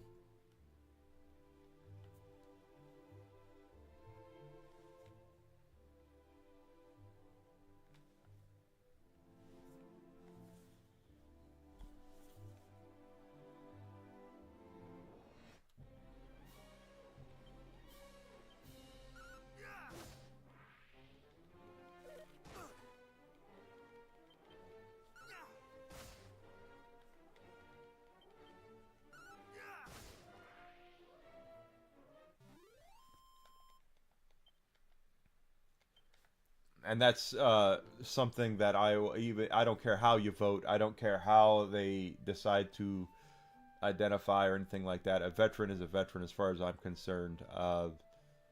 I definitely understand some of the craziness, out there that is surrounded. But as far as I'm concerned, veterans are. Oh, good, good, good. Don't run away. Don't run away. Oh, and don't miss. But anyone who has picked up a weapon to defend this country, as far as I'm concerned, should never have to worry about having a roof over their head. Just how it works. Of course, unless I do something bananas crazy, which afterwards, which has happened, and that's, of course you can't. I don't like dealing in absolutes, but the thing is that I do believe in taking care of our veterans is my whole point, and I really want them to be taken care of, and it breaks my heart to see vets that don't have homes and are in bad positions.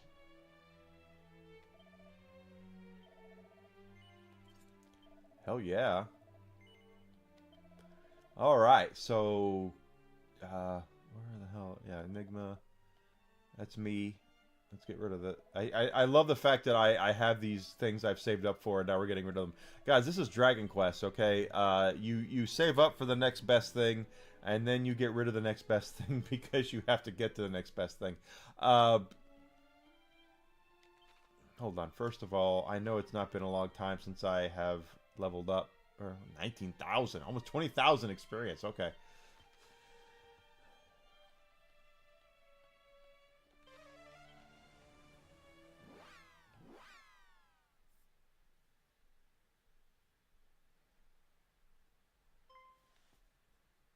Oh. Robin Hood.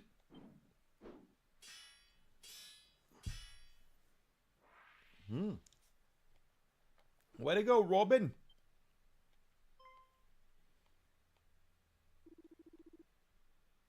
Alive and kitten, say. I love the fact that I could see his name and I could get exactly how he would talk.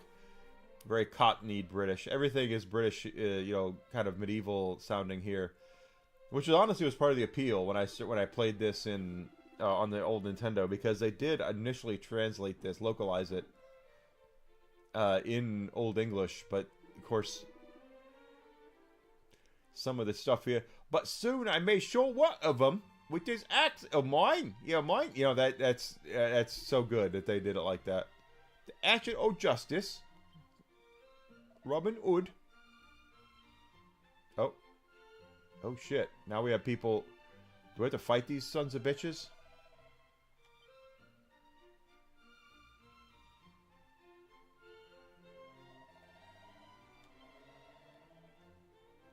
Yeah, I sure did. I beat that dragon's ass.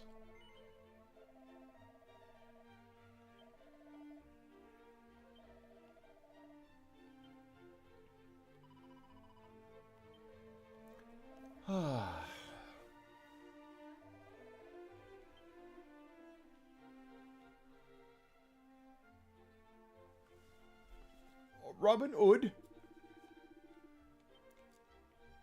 Alright, so I do know I want to save, because if memory serves me correctly, the Lyle of Ire is down here.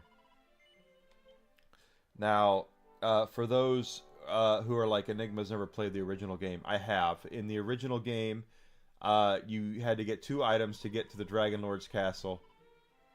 It was the Harp of Wind, or Rain, something like that, something of Rain, and the Sun Drop, and you combine those to make the Sunstone, and you use those to make the Rainbow Drop, which created the Rainbow Bridge to get to the Dragon Lord's castle. This is the HD version. It's been reimagined. It's been redefined. This game has been much more fleshed out than the original game. The original game you could probably do less than 20 hours. I can't tell you for certain. I have not done it in a long time, but I do know that the storyline is much more fleshed out here. They do add different things for you to go and learn and find out, and different story arcs, things to do. Oh, good. We could open that door now. Very much.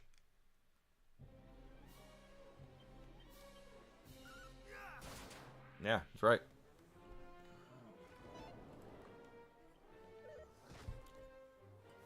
So I'm guessing the next floor down is going to be a bugger, is going to be a beast, just because of the way this floor. I've had access to this floor for a while now, but I didn't have the key until recently.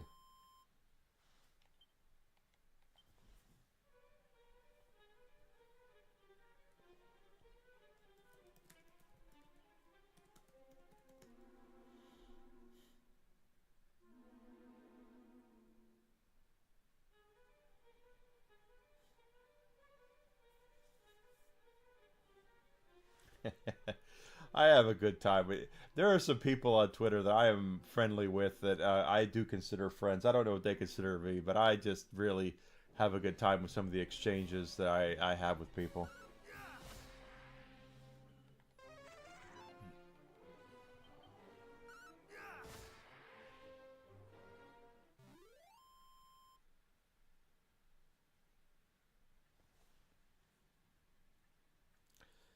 Uh,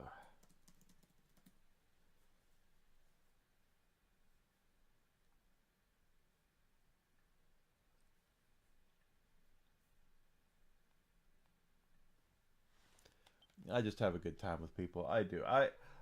I just love being friendly and being open with. Okay, so I'm guessing this is a nasty piece of work here. Let's just take a look at what is there any treasure here? There's 5 treasures here, so we need to look around for a bit to find these treasures. That's a way down. I don't want to go that way yet. See, that's a brand new monster, and he took a hit. So, and he well, he ran away. So that's I don't like it. I don't want anybody to run away. I want to get the experience and gold for him, but at this part of the game, it's probably gonna be more experience than anything. But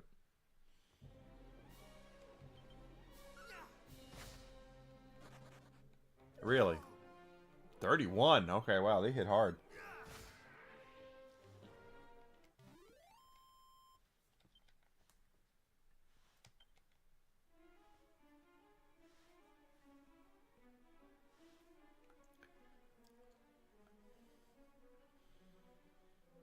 Okay, and these are 2 spider webs. 34 gold coins. Okay, there's still what 3 here. Okay.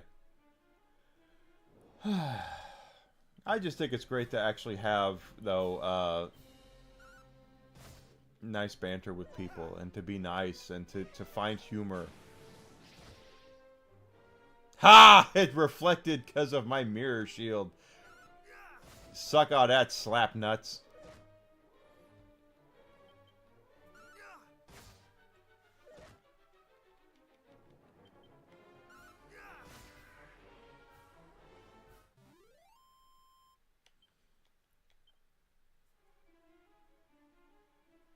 Really? Interesting. There's one thing that see. This is the kind of thing that I will disagree with people about, and I this is interesting.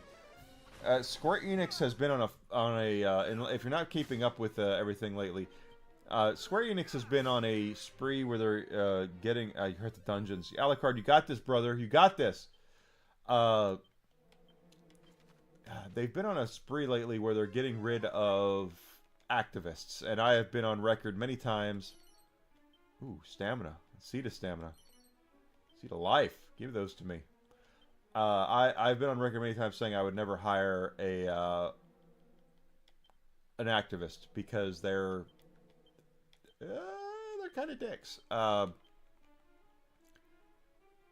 Because activism means more to them than the success of your product slash company, and to me, why would you hire someone who doesn't have the best interests of your company in mind? I don't understand it. I don't get it. But at the same time, apparently Square Enix got rid of the person responsible for Type A and Type B body types in Dragon Quest 3. Guys, I'll be honest with you, as someone who doesn't mind playing as a female character, as you've seen in my Borderlands thing, I've been playing through I played through as Vex on my stream. I don't really give a rat's patootie about a character being male or female. I just care about the game being good.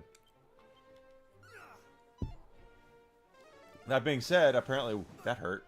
They got rid of the person who was responsible for Type A and Type B. Out of all the things to throw a fit about, I'm guessing there's more than that. Is all I'm saying is there's got to be more than that.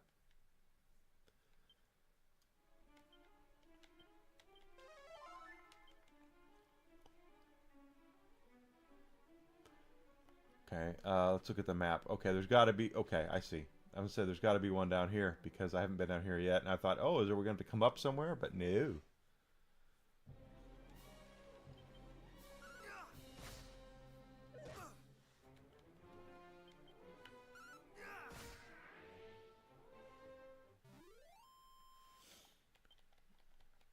All I'm saying is that if worrying about which being a male or female in Dragon Quest bothers you that much, I don't know what to tell you. Oh, it's a mimic. Shit on a shingle. Okay, this is a mimic. This is actually going to be a serious battle. As I said.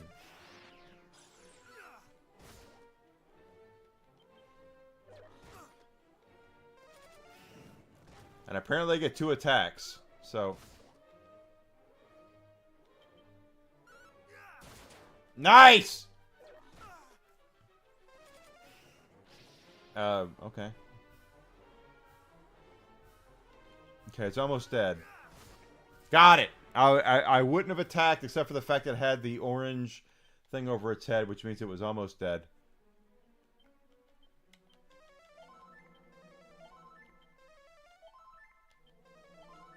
Okay. No more chests here, so there's no sense in even looking.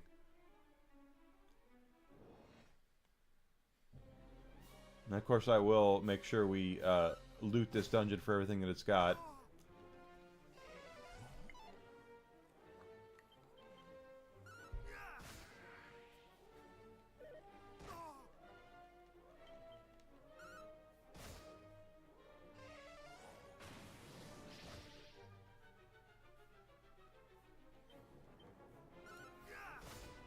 Twitter's got these folks. Name your celebrity crush. I'll tell you, my original crush was Linda Carter. I've said that many times on stream. These days...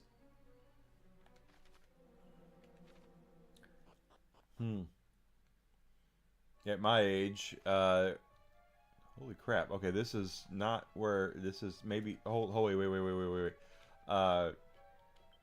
There's many. 5 treasures on this level.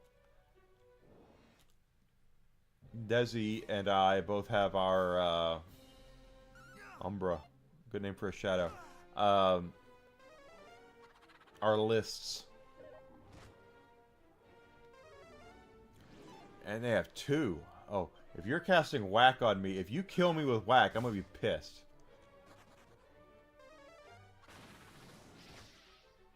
Ha! Boom, on the other hand, it still sucks.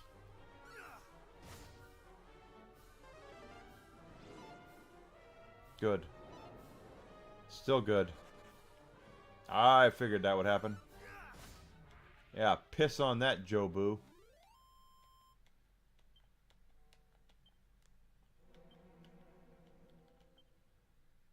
$16,000. I feel like I've been through the frickin' gauntlet, and I'm still 16,000 away. What do you got here? Open. Son of a bitch. I didn't want to fight a frickin' mimic, but hey, whatever. Oh, I'll take that. Yeah, that sucks, but hey.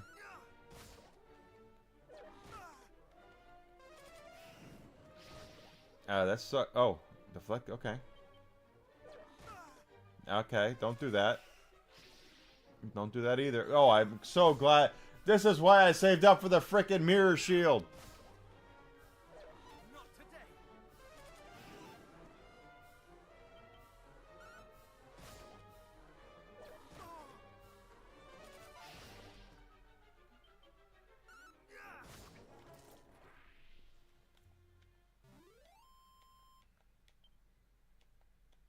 After that kind of fight, I feel like there should have been something else there. You know what I mean? It's like after that, what the hell, dude? Nothing.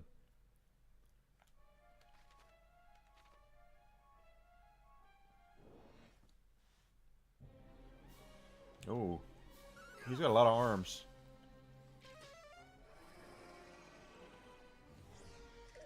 I don't like that.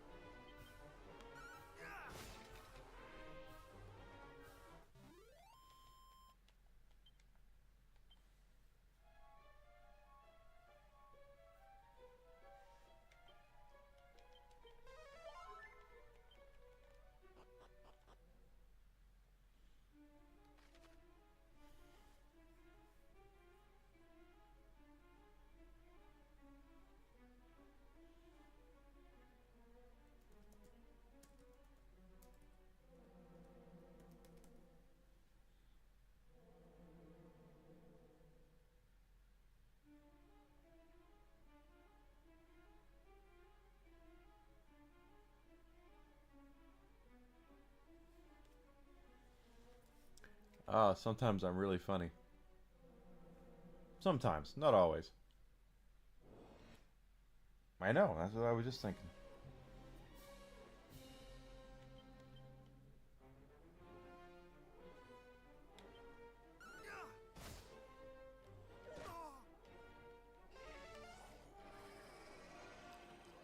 You gotta let me know what's going on, Alucard. I want to know. Every time that guy hits me, one of those guys hits me with that sprite. It makes me look like he licks you. You know, kind of weird.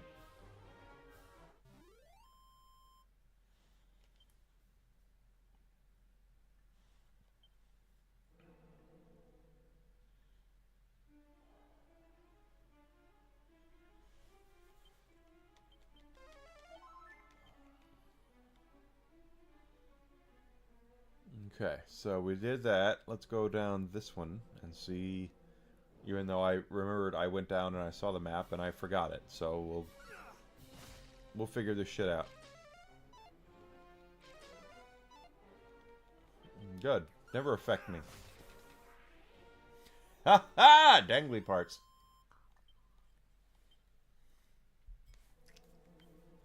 Hey, Enigma, you're calling back to Stephen Colbert when he was on the damn, I'm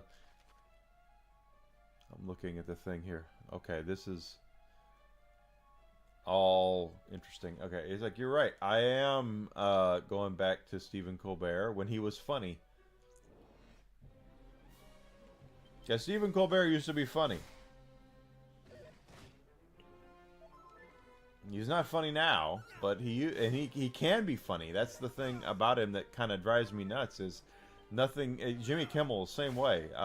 David Letterman was that way too. It's like they were funny. I liked them when they were funny. David Letterman is genuinely one of the funniest guys I've ever seen. Yeah. Well, and Cartoon Network. He was on Cartoon Network as well. That's what ticks me off about a lot of these comedians that are not funny anymore. They're just not funny. Come on, buddy, you got this. Clock Tower.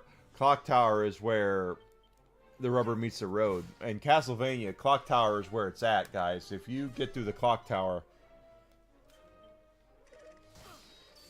anyone who's a classic Castlevania fan knows Clock Tower is where it's at. If you do Clock Tower. I never saw that. He did it. Whose line is it anyway?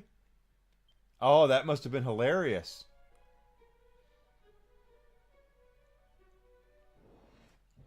Again, it's when Colbert used to give a shit about being funny. That's the fun. That's the thing about a lot of these comedians.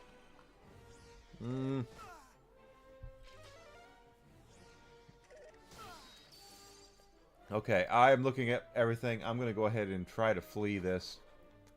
Yeah, because it's just I want to try to save as much as I can. Caracal. But Drew Carey was hosting. Yeah, that was a while ago. Now it's when they do them now, it's Aisha Tyler, who's also funny. I actually really like Aisha Tyler, but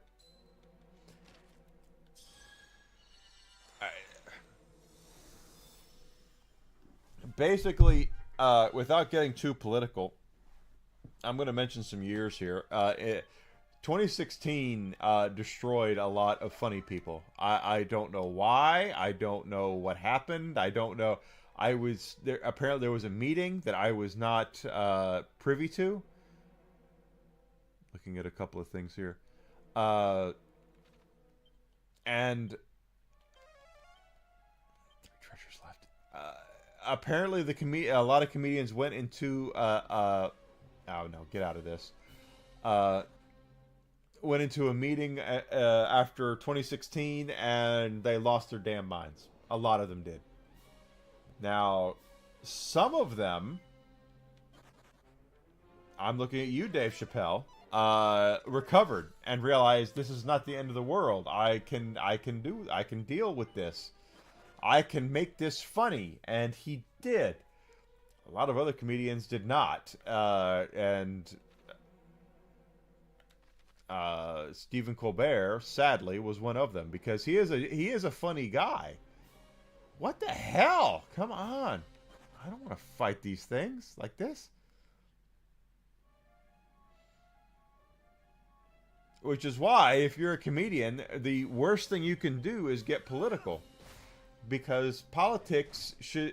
humor should know no politics. You should be able to make fun of everybody. If you go back and you watch, like, Johnny Carson. Johnny Carson was the king. Is the king of late night TV. Like, no one... I can't stress this enough to all you young people out there. There was nobody bigger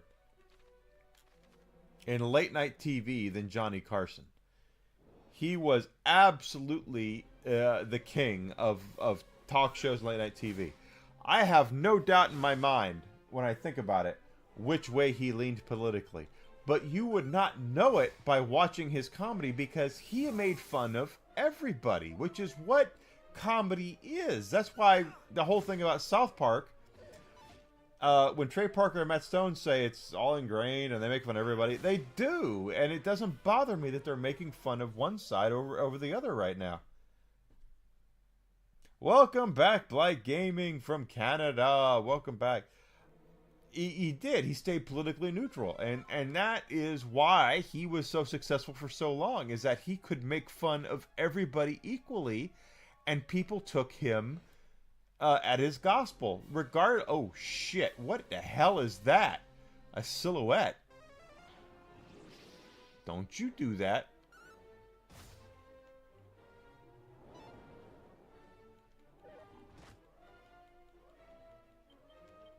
Oh, I hit the wrong thing. There we go.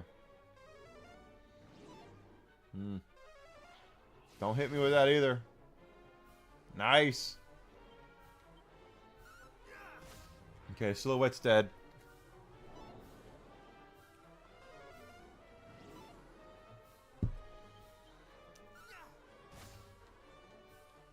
But you just... it's just one of those things where... you might feel one way politically, one way or another, but when you're trying to... Dude, Castle Keep. Come on, buddy. You got this. Come on, Alucard. Come on, buddy. No death.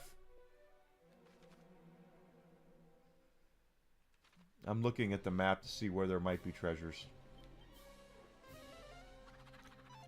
Alucard on Twitch and YouTube is at the Castle Keep. No death. Castlevania 4 run. He's got this.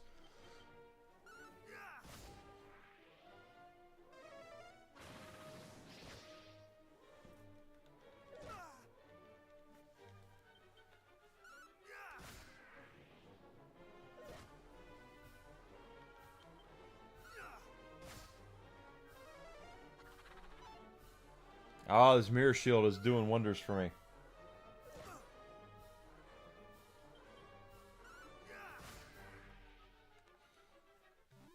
Don't forget, guys, if you're on any of my streams right now, to hit that follow, subscribe, all that good stuff. I really am not asking people to spend money, at least.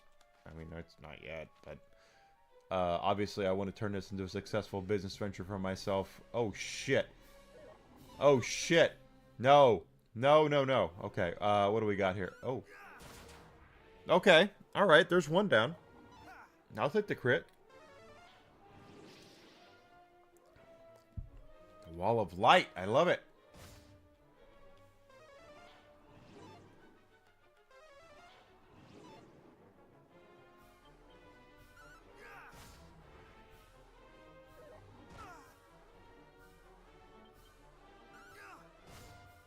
Get it, get it, get it, get it, get it.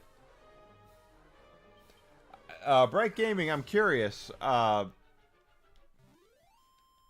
do you feel about Canadian geese? I know how I feel about them, but how do you feel about Canadian geese?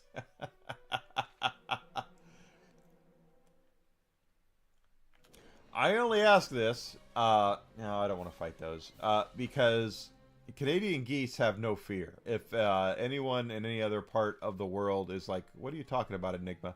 Uh, Canada and America share the same fowl to a point, and geese are one of them. And Canadian geese are like bloodthirsty. Is the best way to put it. Is that you cannot? It's almost impossible to scare a Canadian goose. Good luck scaring a Canadian goose. Is what I'm trying to say. Okay, so there's that up there.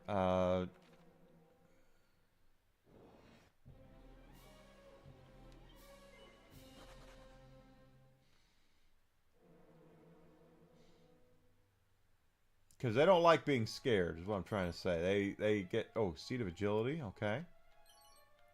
Dark Robe. Okay, well, that's interesting. Let's see. First of all, we're going to do the items. That Seed of Agility needs to be used.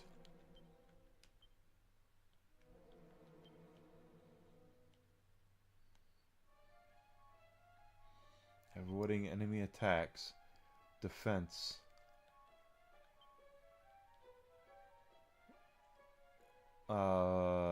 Defense is 340. Oh, that's right. I'm kind of waiting on the armor because of the thing there.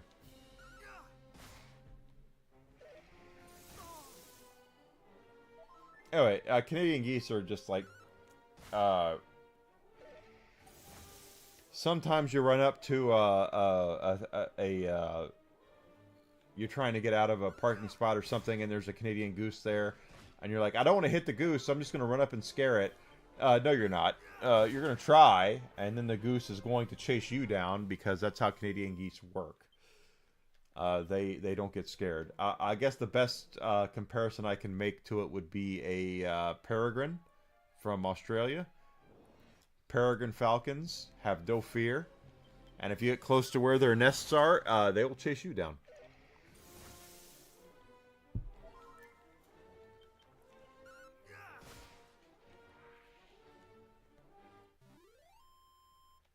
I might be half in the bag.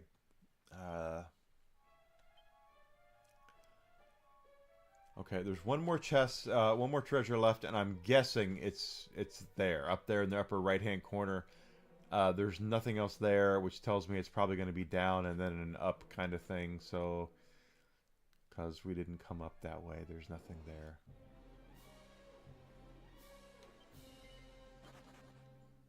Notice though that our wait a minute. First of all, just because I'm curious, we're still 10,500 away from a level up, which tells me I shouldn't be running from this shit.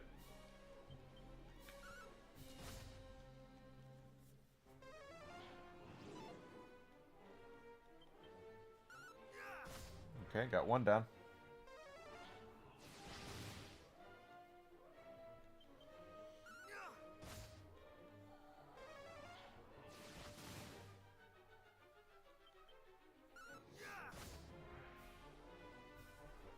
Here we go, baby. That's right, baby. We got that. Yeah, baby.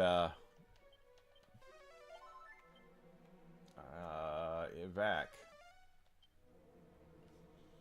Only because, yeah, we're here. Let's go recover and come back down. That's the whole thing. Why the hell not?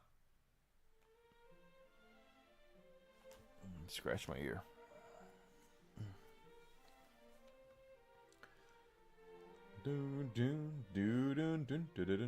Oh, what the hell? Hold on.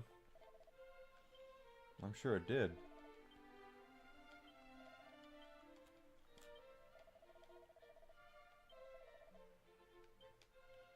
Dragon Lord's a dick. That's what all there is to it.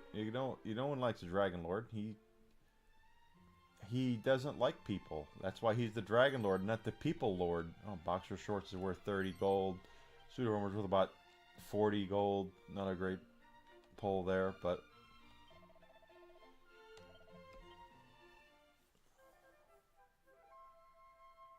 yeah, take it.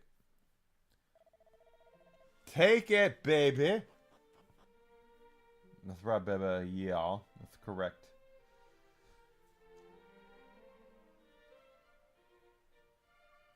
Now we'll save just because you just have to be careful.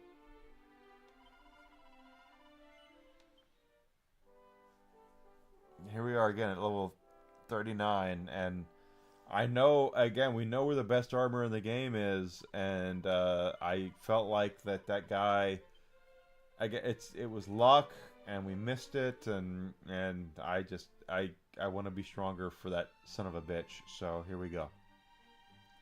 The Lyre of Ire is here. The Rain Harp, or whatever it was called in the original game, is actually here in this thing. If what I remember is correct. Now they have this whole thing about summoning the goddess, Lady Rubis. I know they're not saying goddess, but she was a goddess, and the whole thing. All right, here we go. Yeah, exactly. Now that I remember. They say goddess for a reason. Not that there's anything wrong with that. I mean, it's okay for people to worship a woman as much as they worship a man, as far as I'm concerned. But, you know, what the hell ever.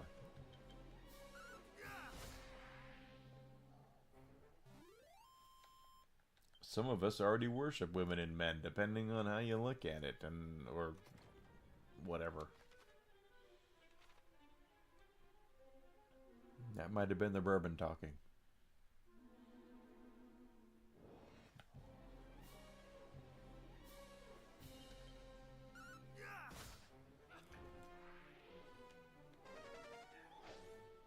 Yeah, that didn't work.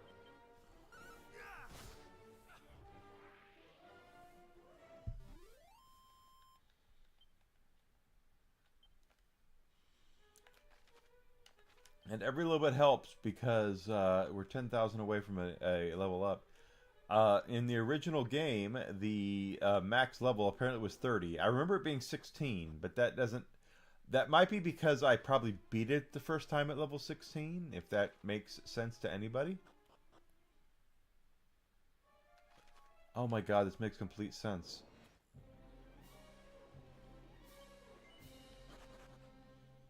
Which means it's probably a shit item that's down here. If there's an item at all, which there's not, so it's it's complete shit. Okay.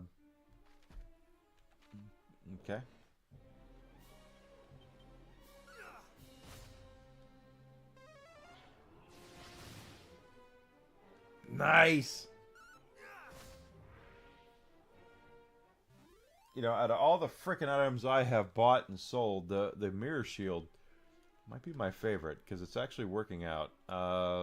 Let's go down here, just because I want to be different and such.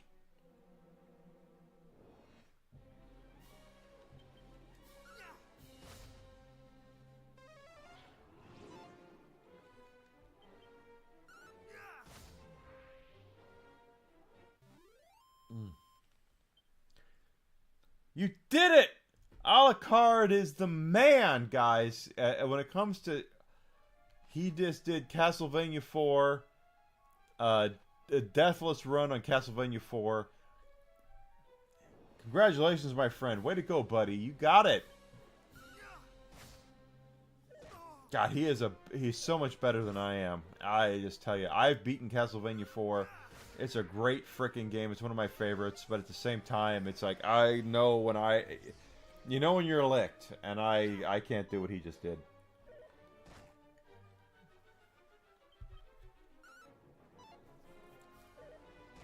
And that's another reason to go follow Alucard on YouTube and Twitch and Kick and Rumble and all that stuff. Buddy's proud of him. Don't you hit me with that. Yeah, see, you hit me with that, it hits the shield.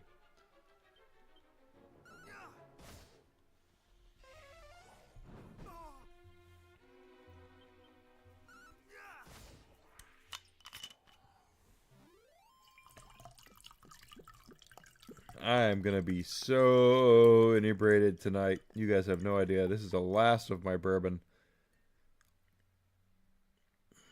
I am. You did 1 and 4 and Bloodlines on 1. Oh my god. 1 alone is hard enough to do. Holy shit, dude. I just went the wrong way. What can you do?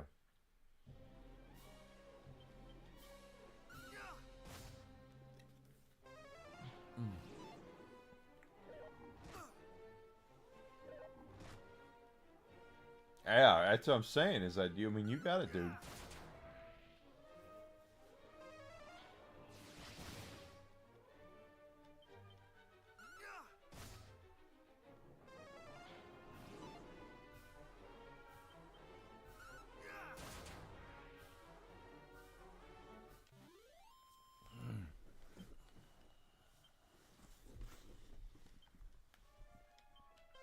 No, no, no, no, no, no, no, no. Okay, this is wrong. Don't cast this. No, the answer is no. There we go. We're all right.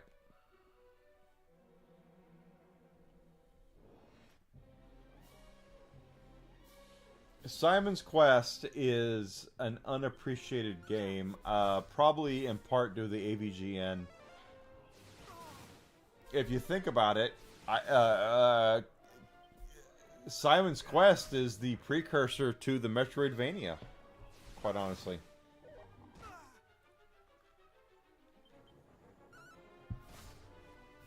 As is Zelda 2, by the way. Zelda 2 is another precursor to the Metroidvania in a way. Yeah, unfinished. Rushed.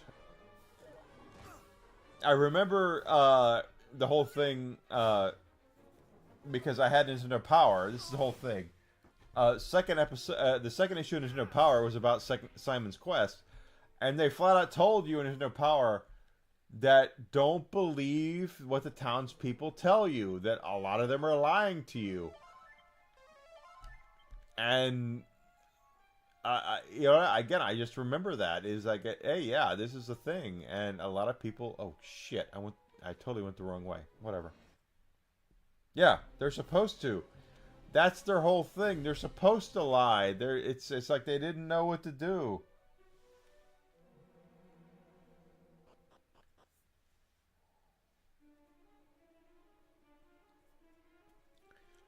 Oh my God, are you kidding me? So apparently, Pat McAfee interviewed Orange Man today, the President Orange Man, and apparently people are attacking him for doing that.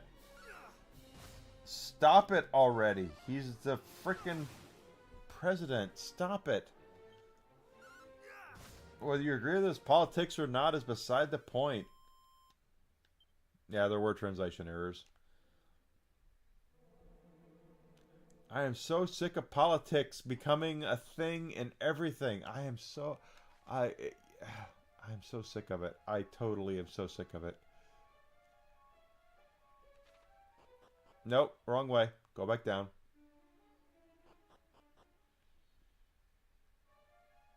Whatever happened to the time period where we could just go, you know what? You believe blue, I believe red. Let's just go our separate ways and just agree to be human beings.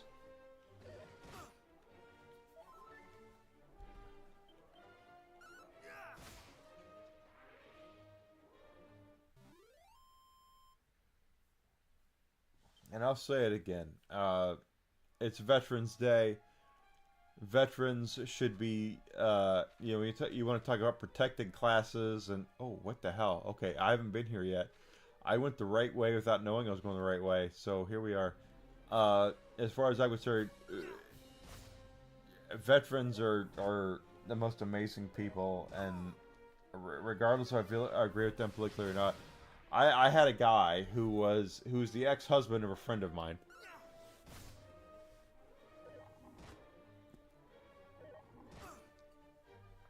And the reason why he's an ex-husband is because he's a piece of shit as a person. But he's still a veteran, so I don't want to see anything bad happen to him. But he cheated on his wife.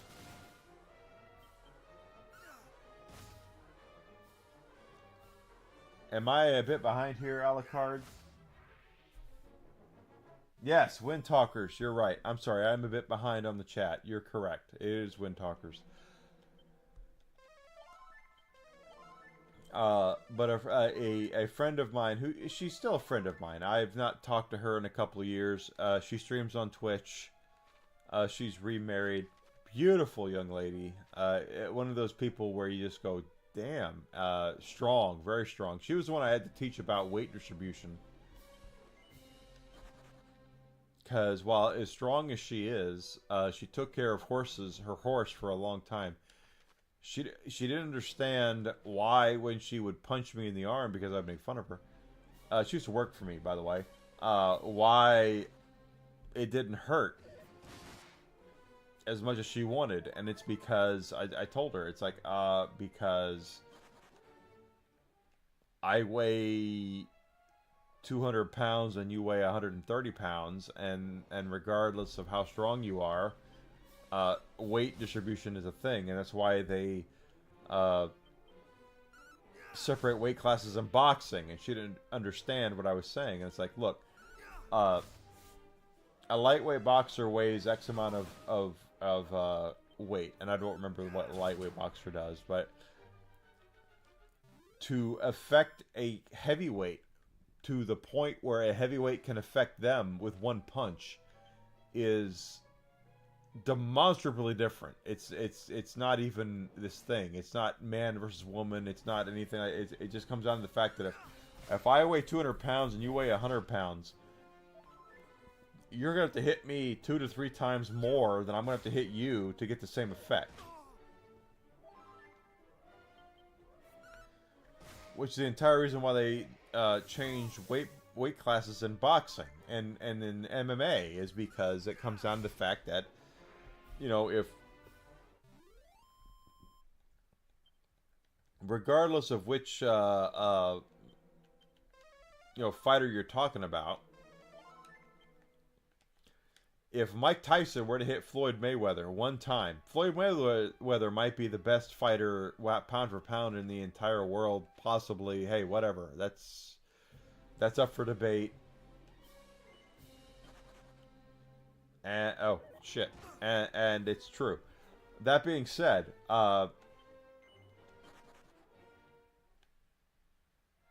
Tyson still has to hit him one time. Tyson could knock him in the next week, and Floyd Mayweather has to hit him several times to hit him in the next week, is all I'm saying.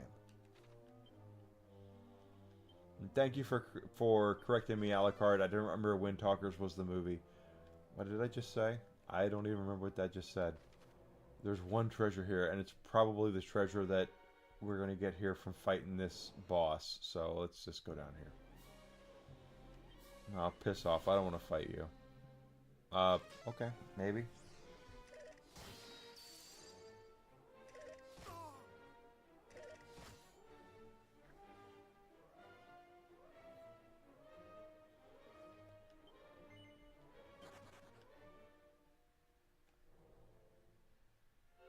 Dun dun dun dun dun.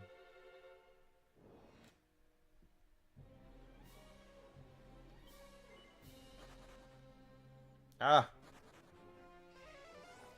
I try to flee, and then the ghost flees right away. Yeah, that's what I thought.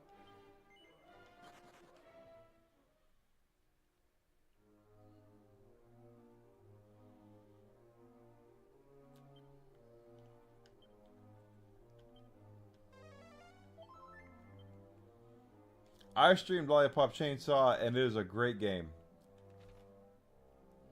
Do not sleep on the amazingness. Oh shit! I don't want to fight these things. This is the thing. There's 4 of them. If there's 2 of them, I might do it. But what the hell?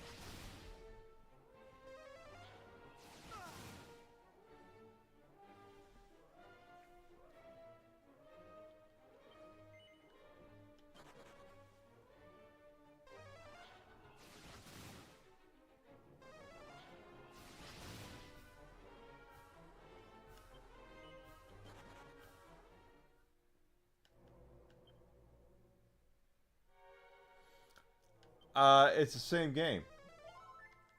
If we're talking about, because I streamed it, I can't remember if you and I had known each other at that point. Wait a minute, what the hell? Oh, here we are. I don't remember if we knew each other at that point. I streamed it.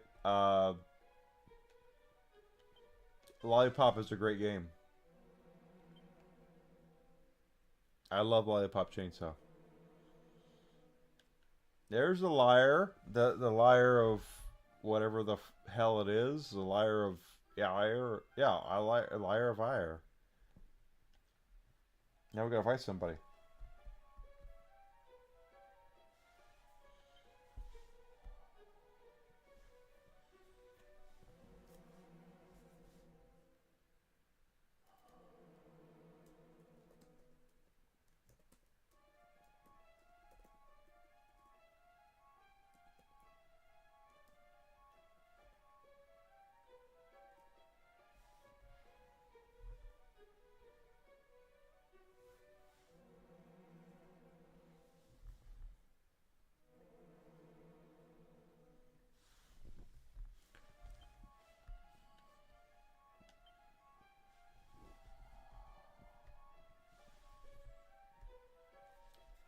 Eric Bold, hell, I suffer. Oh. Shit, I just dipped my finger in that.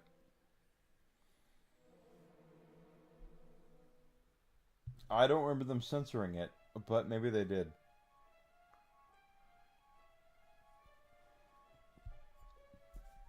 Well, I've been talking to a guy who's playing Resident Evil 7 for the first time.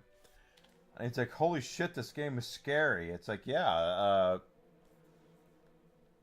Capcom had heard the funny thing about Resident Evil is Resident Evil in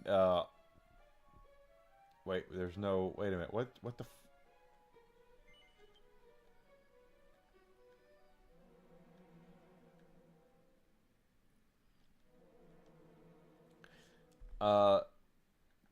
okay. Alright, so nothing to fight here. We'll leave. I thought there was going to be a boss fight. That's why I was running for everything. Nothing here. Resident I told him, he's like, oh, Resident Evil 7. I was like, dude, Resident Evil 7. One more treasure. Resident Evil went through this thing. Resident Evil basically but they basically invented survival horror. Oh, piss off. Survival horror was a big deal. Ended up being a big deal. And when you play games like the original couple of Resident Evils, you're like, oh, it's like this. And then you get to Resident Evil 5, and it became more action-y. Resident Evil 5 gets a lot of 8. But it's basically Alone in the Dark Alone in the Dark was the first that I remember.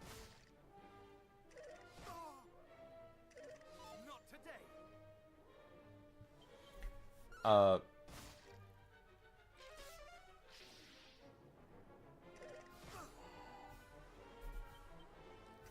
They lost their way. Like Resident Evil 4 was the part where they went action versus horror. I said 5, but it was 4. You go to a lot of stuff. It's like, oh, it's not as scary. There's no horror in this. It's not a big deal. It's an action game. It's another action game and all that. Then you get your ass to Resident Evil 7. 7 is where they said, you want horror? We're going to give you horror. And it was... Oh my god, I love Resident Evil 7 because it was... you know what? I'll be honest with you, Alucard. 4, I know why it's popular. I respect why it's popular. I don't like 4. I know why people like it. It's this whole thing where it's just like, I understand it. To me, it was too action-based. There was no... Yeah, it's considered by many. And I'm not at all saying that I'm the end-all, be-all of anything, because I'm not. No more treasure on this level. Where the hell are we? I'm not saying I'm the end-all, be-all, because I'm not. But, the last game I felt really afraid before 7 was 3. Like, I was afraid in 3. You're doing 3. All of a sudden, here comes this big MFer, the Nemesis, and he scared the shit out of you. Oh, Code Veronica was that way too. I should preface that with Code Veronica. I didn't think 4 was all that scary. I thought it was more action-based. 5 was action-based. 6 was definitely the definition of action-based. Yeah, Nemesis could appear anywhere. That was the best thing. But, the thing is they missed, the whole thing is they lost their way. You're doing things horror, everything's horror. And then you go, oh, what if we did survival horror when there was no survival part of it? What if we made it where you had all the ammo you needed and it didn't matter what anyone thought of the ammo situation? And that's where you got from 4, 5, and 6, quite honestly.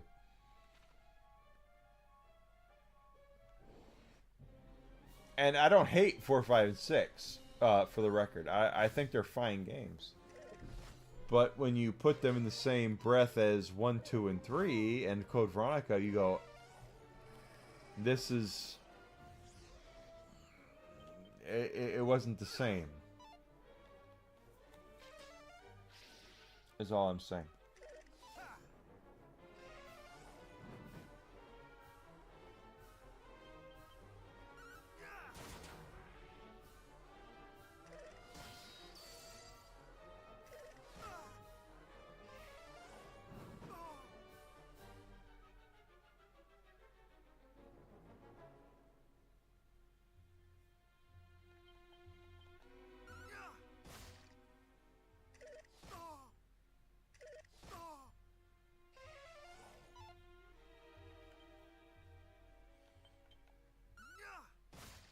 Nice. Oh, I thought I was gonna kill it. No, but honestly, to be fair, oh, I'm hallucinating now. This is not good. Here, I'm trying to gain experience, and now I'm gonna die. Not today.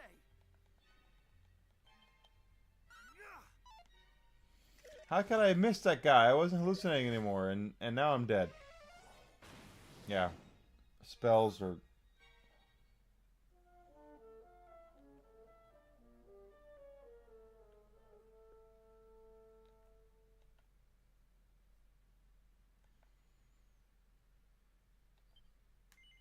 Yeah, give it to me.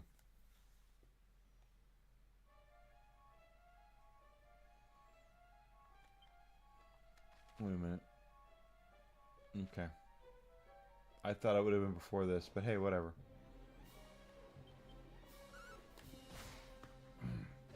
I'm gonna go take a quick little bio break while I'm doing this.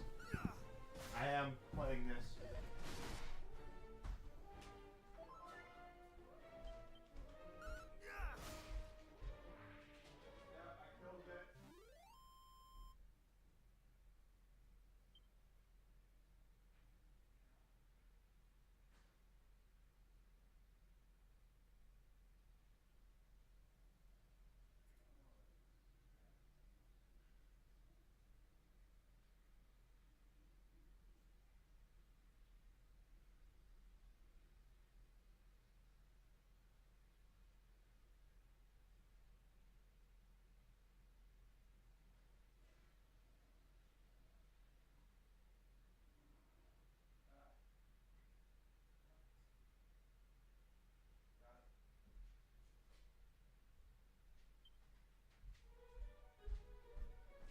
Coming back, I am playing this game. I have a wireless controller on my Switch 2. It's right here. See? Switch 2. I can see it. Where the hell am I? I have no idea.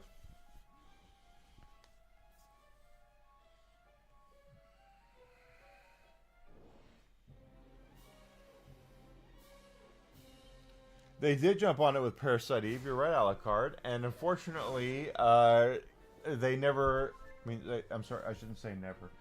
They tried to capitalize on it, but they did it at the wrong times. And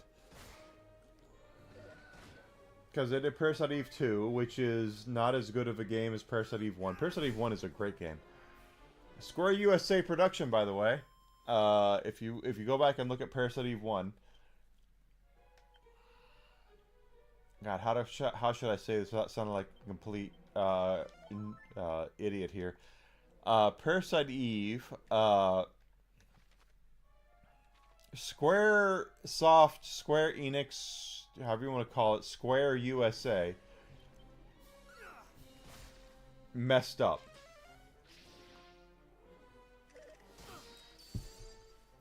They did back-to-back games that didn't perform well. Now, did both of those games get a bad rap? Yes. I'm talking about Final Fantasy Mystic Quest, which they wanted to be an intro to JRPGs for people. Yeah, that especially got a bad rap. And then there was Secret of Evermore, which was their attempt at making a Secret of Mana game, which again it still didn't do as well, and maybe it should have. It's a better game than what it deserved, or what it got, I should say. What are we doing here? Where are we at? Come on, miscellaneous.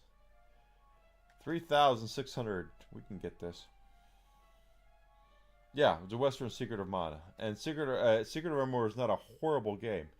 Compared to Secret of Mana, it's not good. It's like saying, hey, I went to Ruth's Chris and got a steak, and I loved it. And then I went to my local Western Sizzlin and got or Bonanza and got a steak, and it wasn't as good. Well, yeah, of course not. You went and you pay. It's just a different experience, different thing. Yes, correct. It's exactly correct. No, you're not going to go to the Western Sizzlin and have the same experience as you would get at a Ruth's Chris or any of the top end steakhouses you might get anywhere, quite frankly. No, nothing here. Yeah, Evermore's a fine game. I've only played through it once because I played through it when it first came out. I bought it when it first came out. I actually sold it. My SNES collection is the one that I wish I could fix.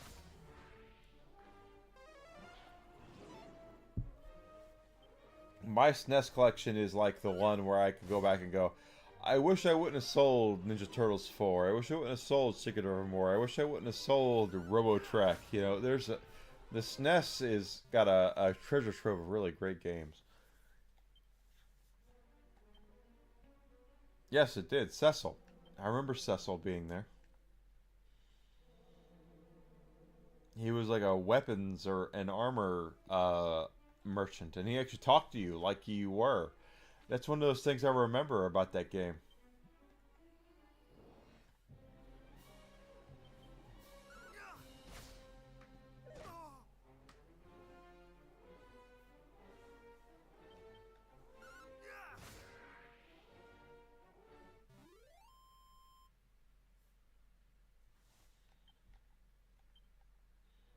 Yeah, see, I remember things. I haven't played Evermore in a long time, but I remember that.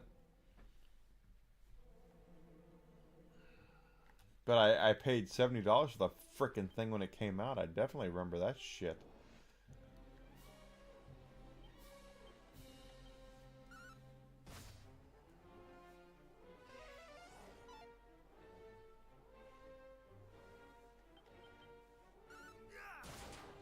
Ah! I got lucky there.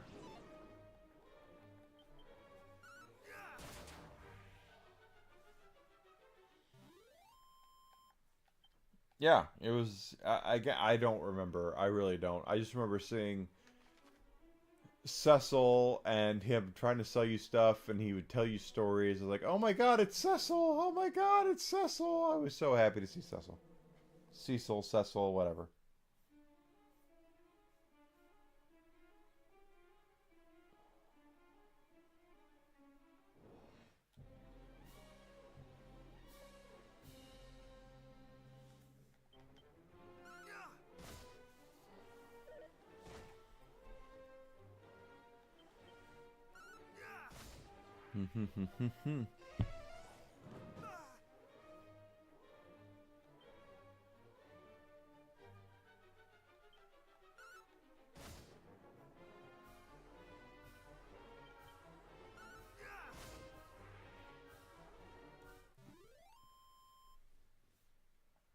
I can be funny from time to time, looking at things that people are liking on my Twitter, and it's like, yeah.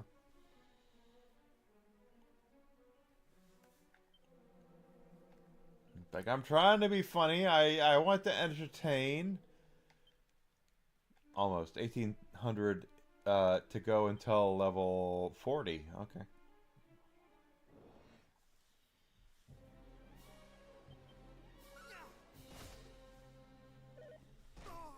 No, I mean, again, as a game, it was fine for the time, and they thought it was good. But the thing is that for as far as Square Soft was concerned at the time, it didn't meet expectations. And to the best of my knowledge, until now, maybe it was released on. There's a lot of digital things now, so maybe they did it digitally. I have no idea. Square never released Evermore to the Japanese audience, which makes me laugh in a way, because when you see some of the shit that's out there now, it's like Evermore is Citizen Kane compared to some of the shit you see now.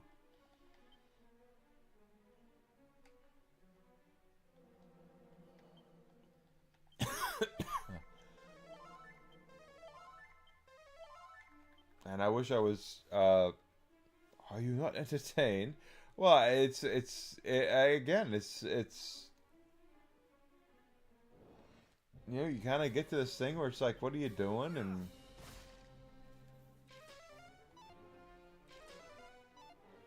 I mean, hell, you get to the point where it's like, what do you do? It's. I've been drinking, and I'm sorry. I'm at the end of my bourbon here.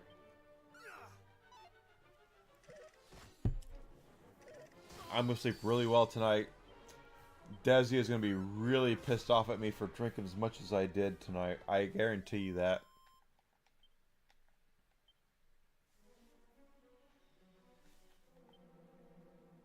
And I really, I do. I feel a lot better. Not because I've been drinking, but it's just like, oh my god, I feel so much better. Miscellaneous, where are we at? 893. No, I'm never an angry drunk. The only person I'm ever angry at, I'll be honest with you, Alucard, and everybody, the only person I'm ever angry at is myself. I'm never angry at anybody else.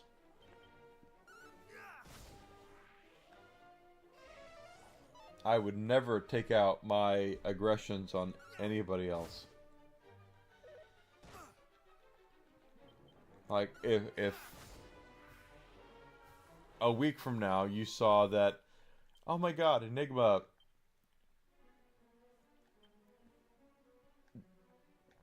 totally did himself in, everyone would be like, okay, that makes sense.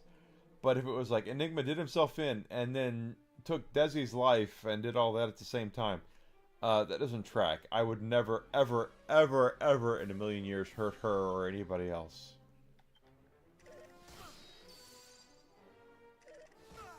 Ever.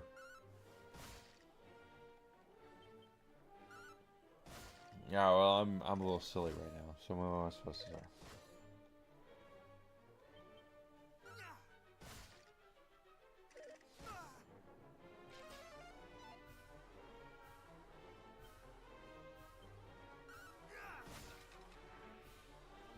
I just don't. I mean, I've had a few, so of course I'm a little silly, but no, what are we doing here? Steel broadsword, another one. It's another steel broadsword, which will probably get me about 200 gold coins when it's all said and done.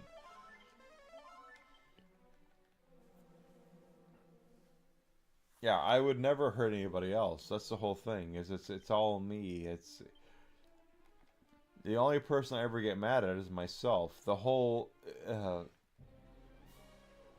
I'm pulling back the curtain here because of course I am.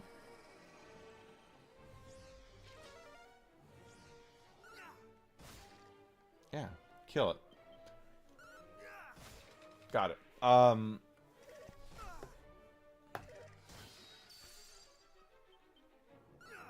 I just wouldn't. I would never hurt anybody else. All my anger, everything I've ever had, my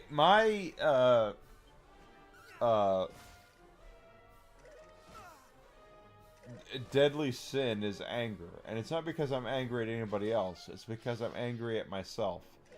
And I would never in a million years, a quadrillion years, ever take out my anger on anybody else. Because everything that I think that my anger should be addressed at. Level 40! That's what I wanted. Level 40. Strength went up 4 points. HP went up. Okay, that's alright. MP went up.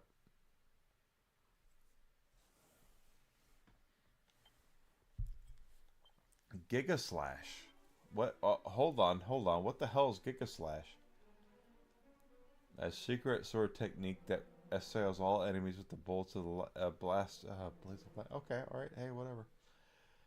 I just wouldn't. I would never hurt anybody else. I would never take out my aggressions on anybody else because all my aggressions deserve to be taken out of myself. And I mean, it's just how I am.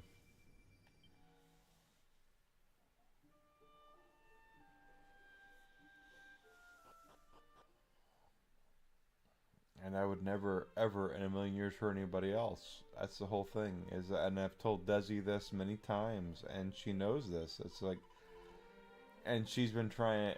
She helps me from this, where it's like, I'm trying not to.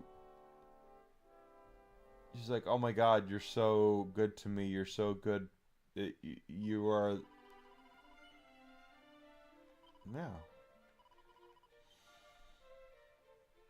You're so good to me. You're so good. Well, I mean, how do you feel? And it just comes to me going, I just don't even know, and I'm sorry, but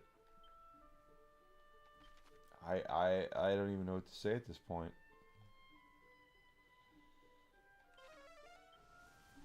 Let's go try to kill this MFer. I don't know if I'm going to be able to do it, but we're going to try.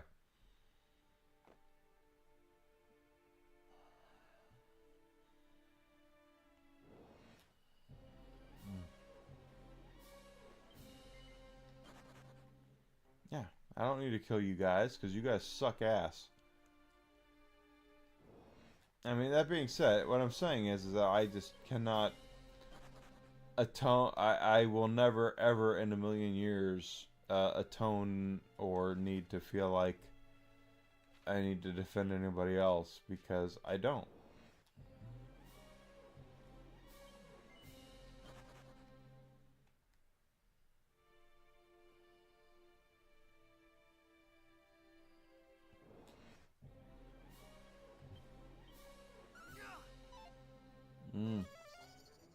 Okay.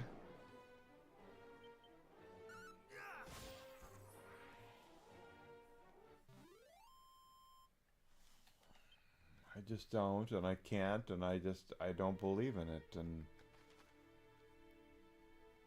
I went the wrong way. I just don't believe you can.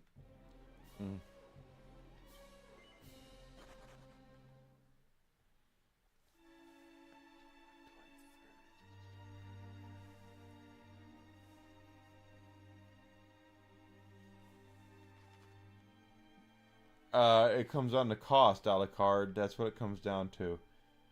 If they're going to try to justify the PlayStation 5 cost right now, and then just say, hey, PlayStation 6 is going to be $150, $200 more.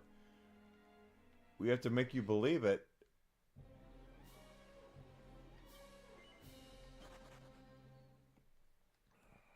It's going to be a lot more than just a promise. They're going to have to make it clear.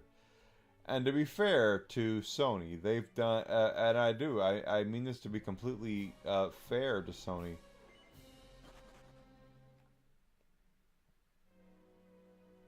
they do support their...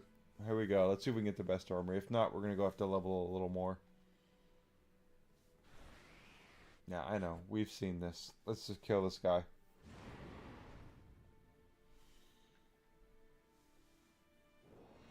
If not, we're going elsewhere.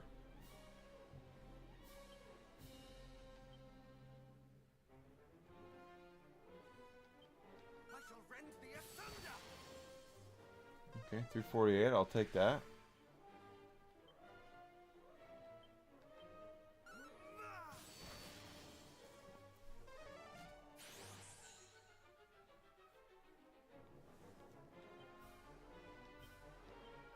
shall rend thee asunder.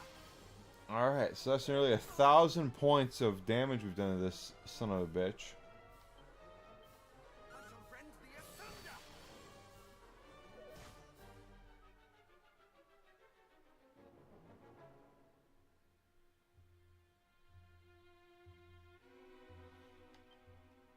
That is, to be fair, that's the best thing Sony could do. Sony has always had a 10-year plan for their PlayStation products. When they released the PlayStation 1, I shall rend thee asunder. they said, we're gonna do a, oh my god, please let this happen.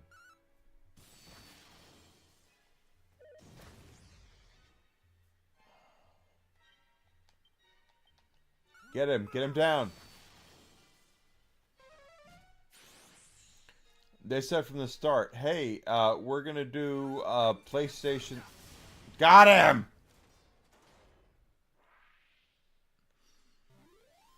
I had to wait. Night Aberrant, what the frick ever. An ogre shield, okay. Yeah, get this guy down. Anyway.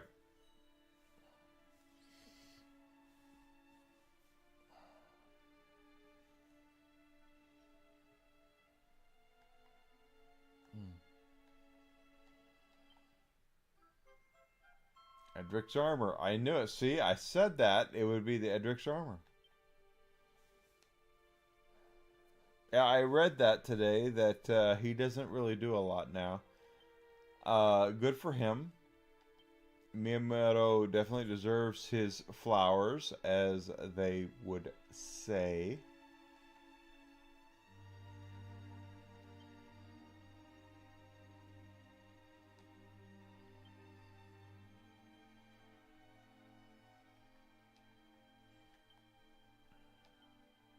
That's exactly why I didn't heal. I didn't...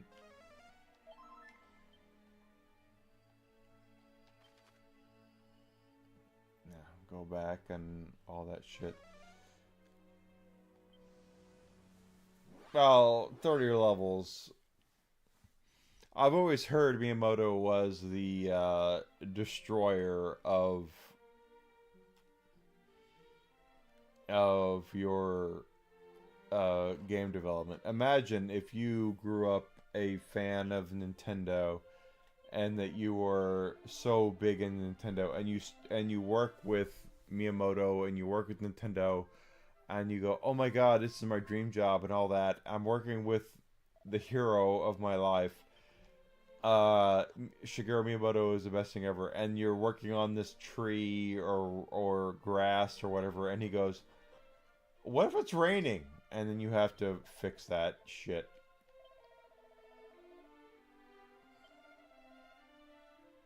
And I get that.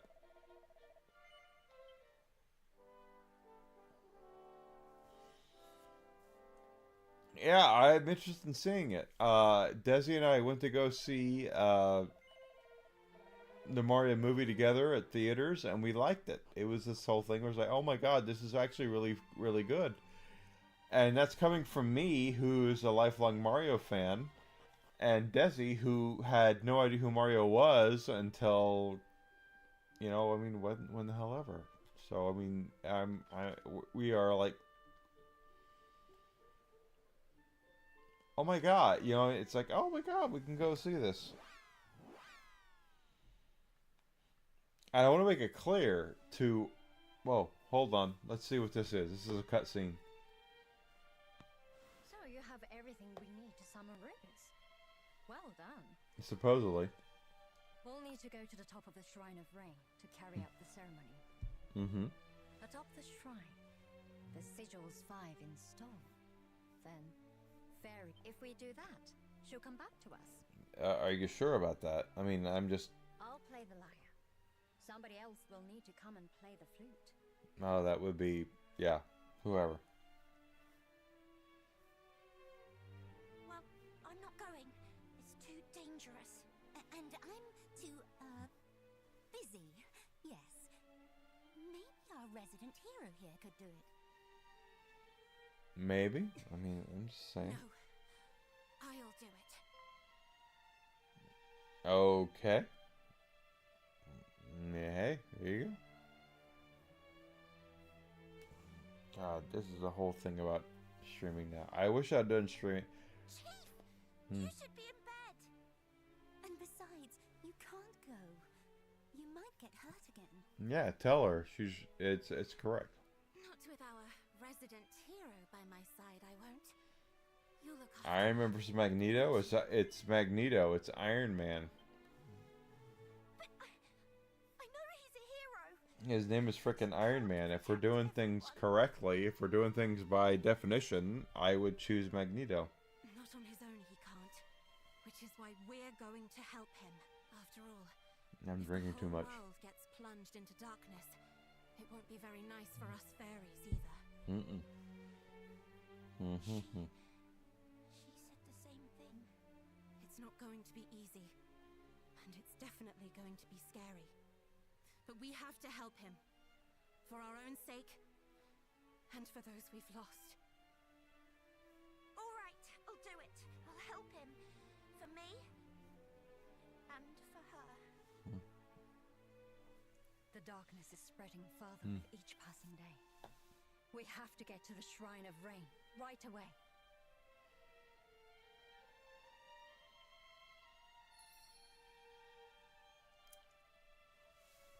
I'm sorry. I mean, if we're doing things according to definition,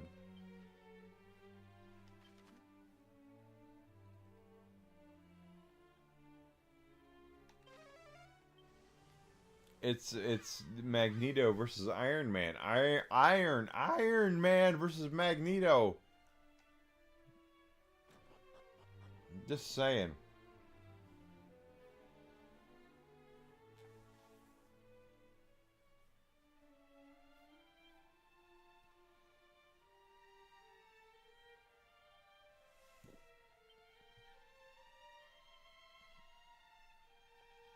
The Sage of Rain is nowhere to be seen.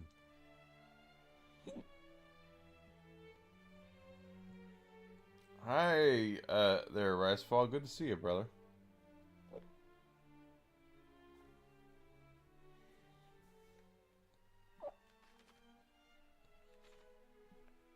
I got the hiccups because I'm having the bag. That being said,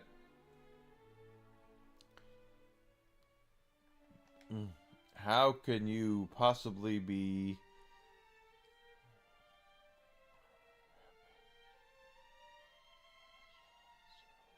Rizfall? I'm sorry, Rizfall. I apologize, Rizfall, if that's how you want to be said.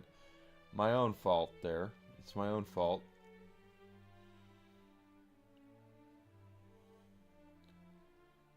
Magneto in the comics by making a non-metal suit. Iron Man has suits for every... okay, that's... You're not wrong there. Alucard, I believe that 100,000%. I'm just going off of the names versus what they have. Game is going fine. I am doing my best. I mean, what I'm supposed to say at this point. Oh, I got it. There we go. I get the key. The key is good. The keys are good. Oh, here we go. What is this shit? Okay, here we are. Hold on. Abilities. One more treasure on this level. So there's one more treasure. It's right there. Which is diamond, and who cares?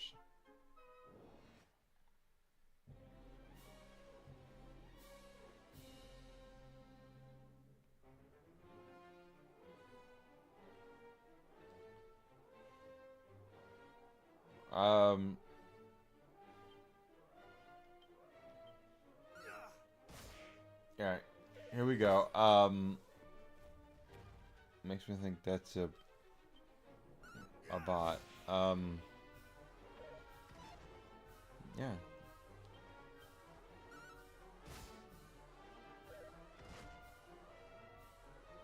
I know, right? Castlevania, Alucard. Gee, who could have pieced that together?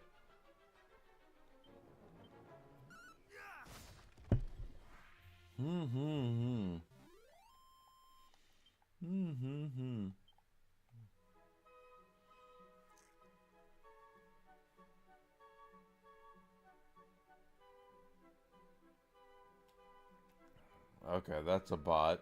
Hold on, hold on. Oh, no, that's definitely a bot. I want to let him go for a little bit, but that makes me think he's a bot.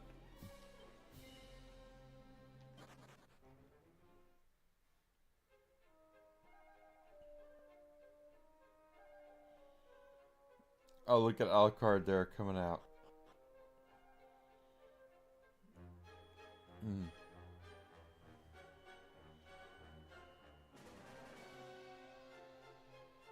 Ow. Look at this. I am enjoying this whole thing. I'm not a bot. Are you not?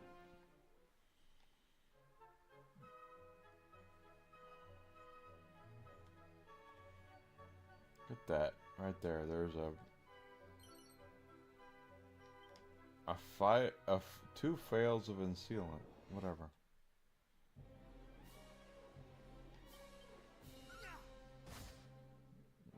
This is me as a streamer looking forward to seeing what happens here, because I know for a absolute freaking fact that Alucard is my friend and is real and is a good dude.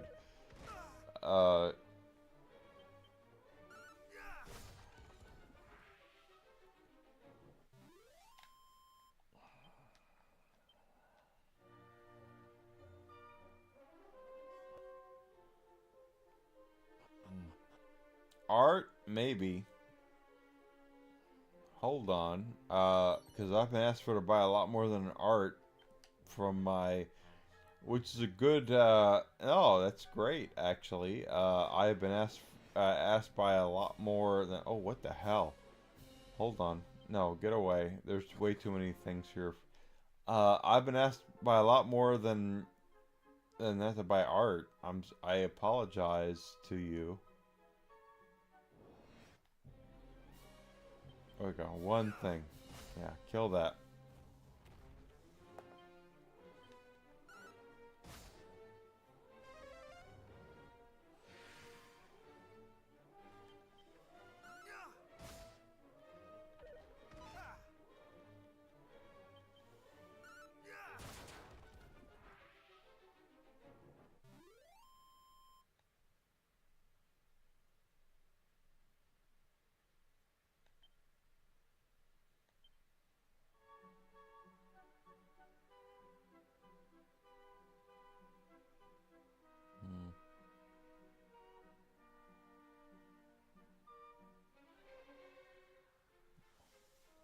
Interesting. Well, I'll say this because I'm the kind of guy that I am. I'll say camouflage.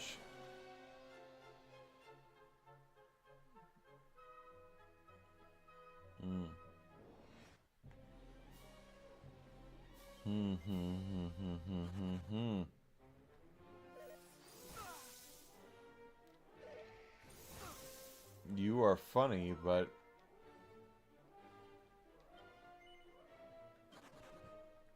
camouflage. And then Beatnik And John Cena, Roman Reigns, and oh look right there. Get away from that. Dan Marino.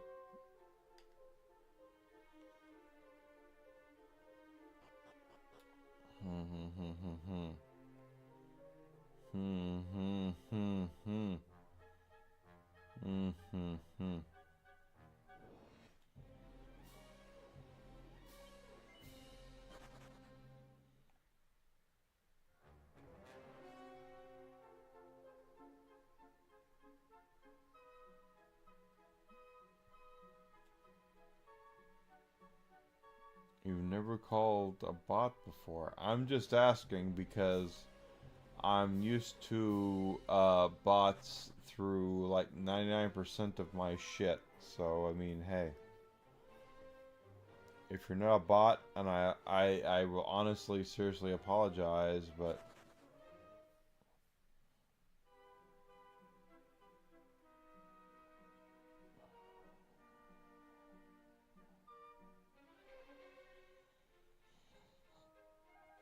Interesting. A strength, okay.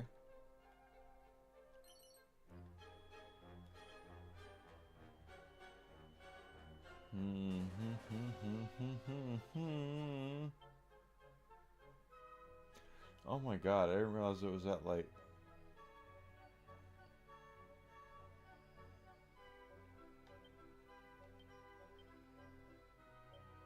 Turn 1. Okay. Are we alright?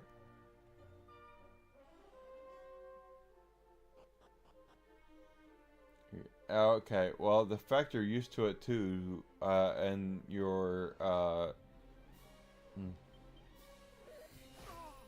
the way you're saying that tells me you're not a bot, so thank you for being honest.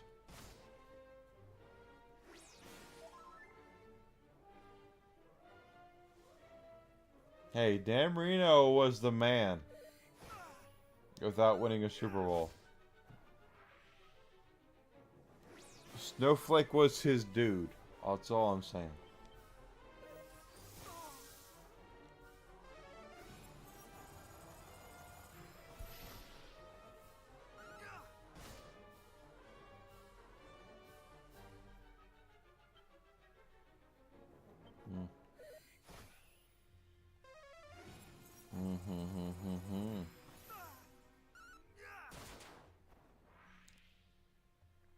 Dude, if you're really got nothing to be apologetic about, I should be apologetic to you. I'm just being... Oh shit, my copy of Spinal Tap 2 has been shipped. Where is it?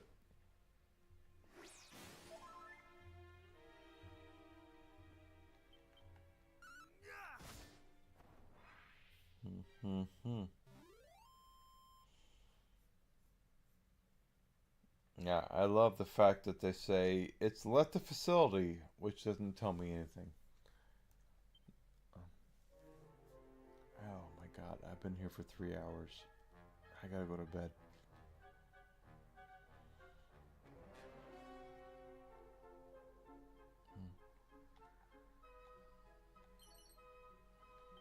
Oh my god. You guys have no idea the shit that I put my body and there it is. Everything through over the last 100 and whatever hours it is.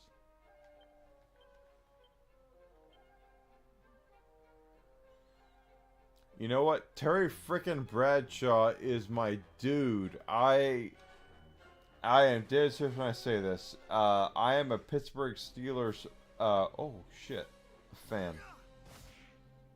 I'll probably come tomorrow. I hope it does. I am a Terry Bradshaw guy because I am a fan of the Pittsburgh Steelers, and I've always I want to say always, but I am. No, flee. Please flee. We got shit to do.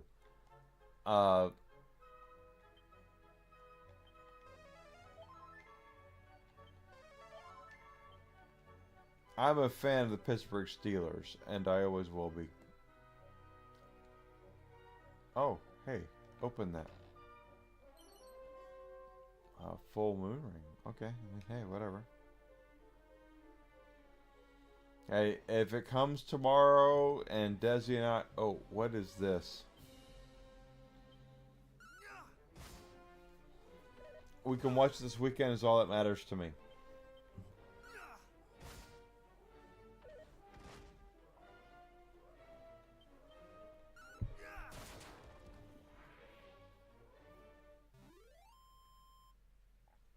All I know is it's been shipped, and it's all that matters. Desi's not here.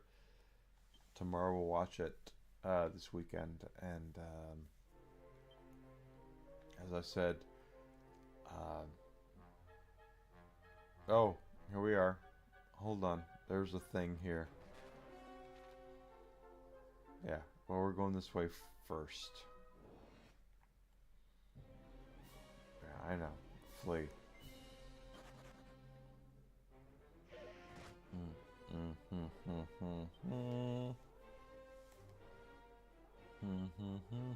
Oh, I didn't mean to do that.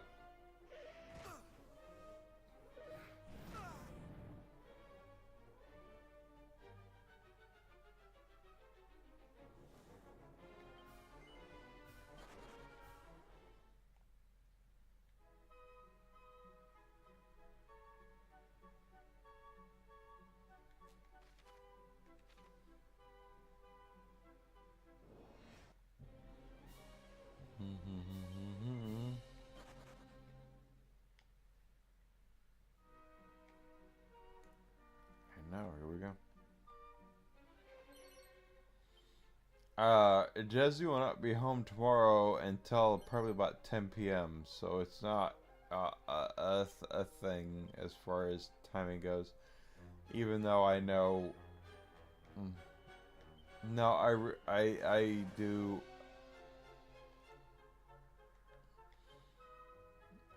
Alucard's doing his best to deal with us and me, and he's not wrong.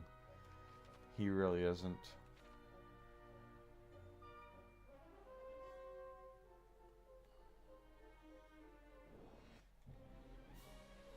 Yeah, I read that.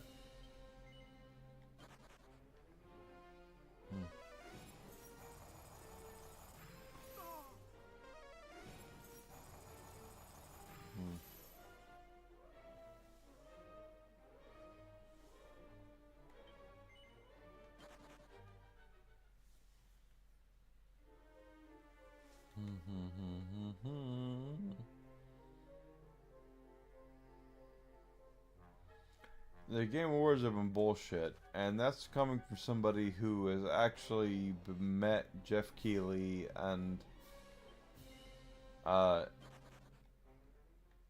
does not hate Jeff Keighley. I don't. I do not hate him. He is fine as a dude. I mean, he is fine. It's like you meet him, he's like, I'm a dude. It's like, yeah, you're a dude, and it's cool. That being said,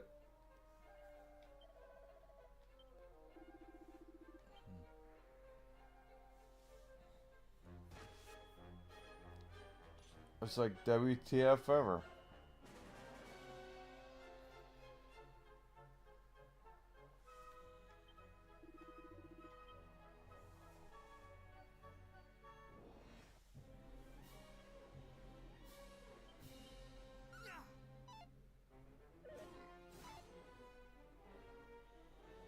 Again, it's like I don't dislike Jeff Keighley. I've met him; he's a good dude. But at the same time, it's like, I mean, to be fair, and I'm being completely fair here, as me, it's like,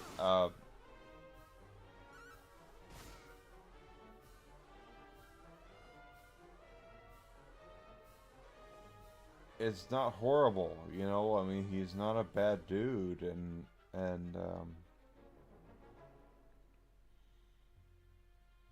Oh, am I completely... Okay. Hey, whatever. I mean, cool on him. He killed me and what the hell ever.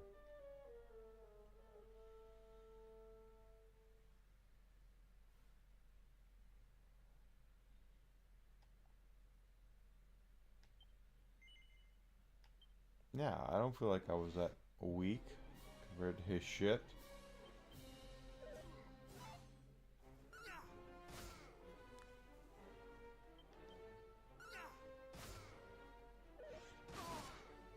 Hmm.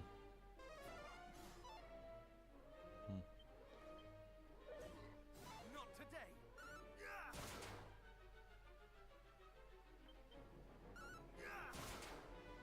Oh, 2 in a row.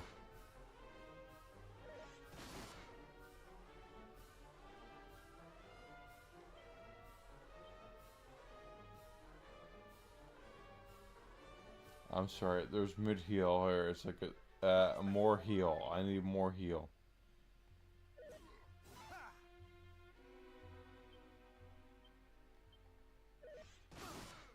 Mm-hmm.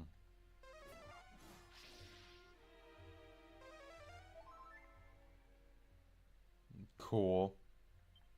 Hey, whatever.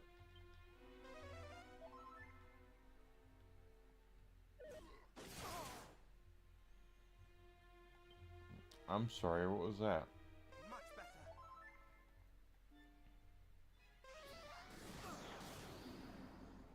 Hmm.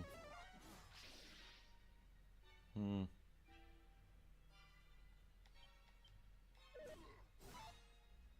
Missed. Okay. Much better. Hmm. No, no. Asshole. What time is it?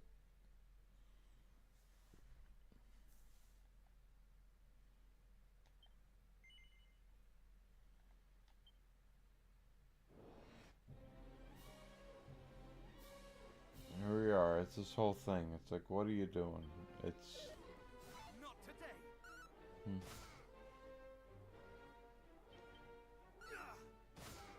Okay.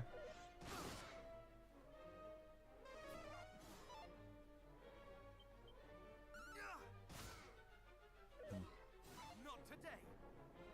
Hmm.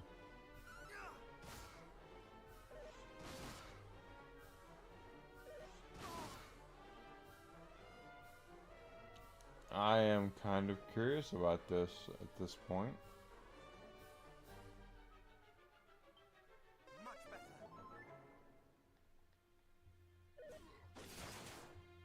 Oh, he hit me hard. So, I mean, hey, what the hell of it? Yeah, kill me. Mm-hmm.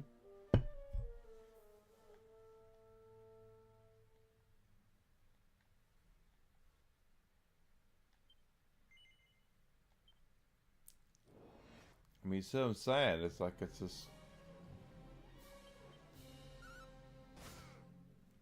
cool. And cool. And... nah, not cool. And, whatever. Hmm.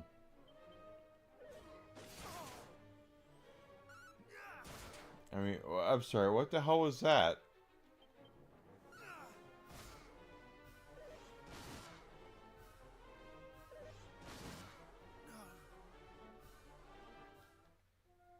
I'm sorry, I apologize. What am I doing at this point? Who the hell freaking cares?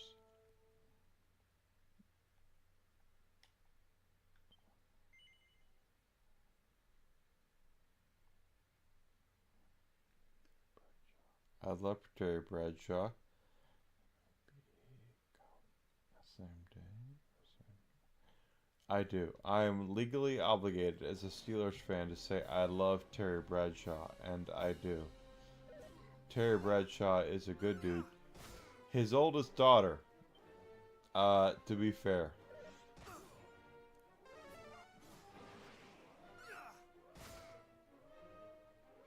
is hot.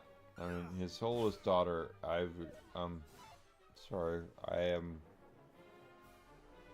legally obligated or whatever.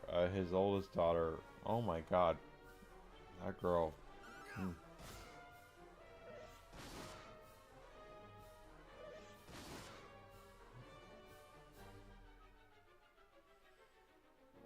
Robert Patrick doing his thing for. Yeah, I know. I did it on purpose. I did.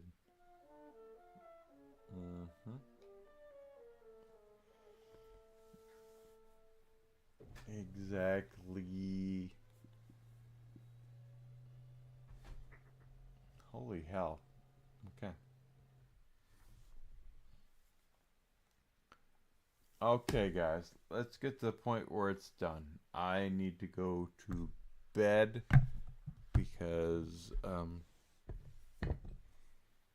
yeah. I mean, there's only so much bourbon left here. Desi is going to be mad enough to me tomorrow as I come up. I mean, let's be honest here.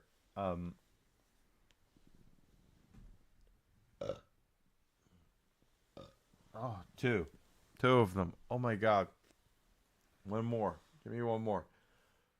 No. This is not how this works. Give me one more. There we go. One more. I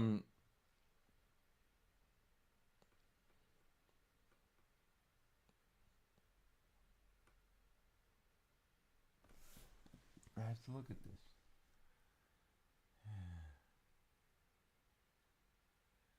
Wow. Alan Alda is still alive. I love Alan Alda is a dude. I mean, he's my dude. Tomorrow, I will be here tomorrow afternoon.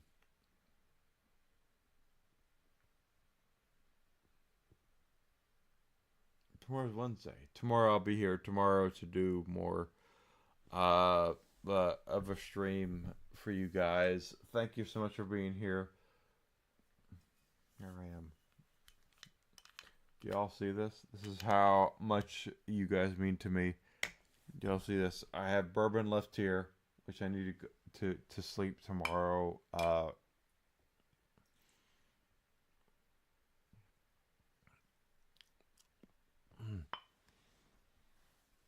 I will be here tomorrow morning, 9 a.m. Central Standard Time. To the best of my knowledge, I will be here for Final Fantasy X.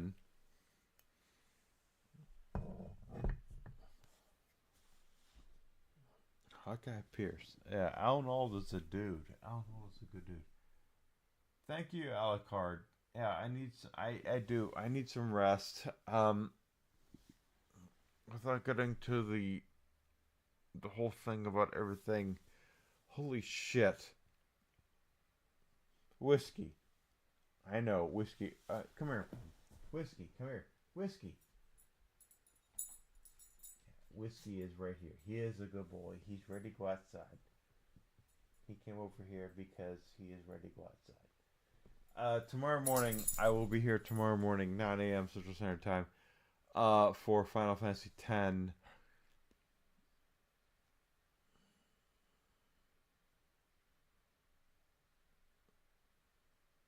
Here I am with me being like, Whiskey, he's right here. And he is. And my good boy is right here. He is. Whiskey's a good boy. Anyway, tomorrow, guys, tomorrow morning, I will be here for Final Fantasy X. You guys sleep well. Please do. Thank you to Yarn Wedge. Thank you to everyone who's been here for me.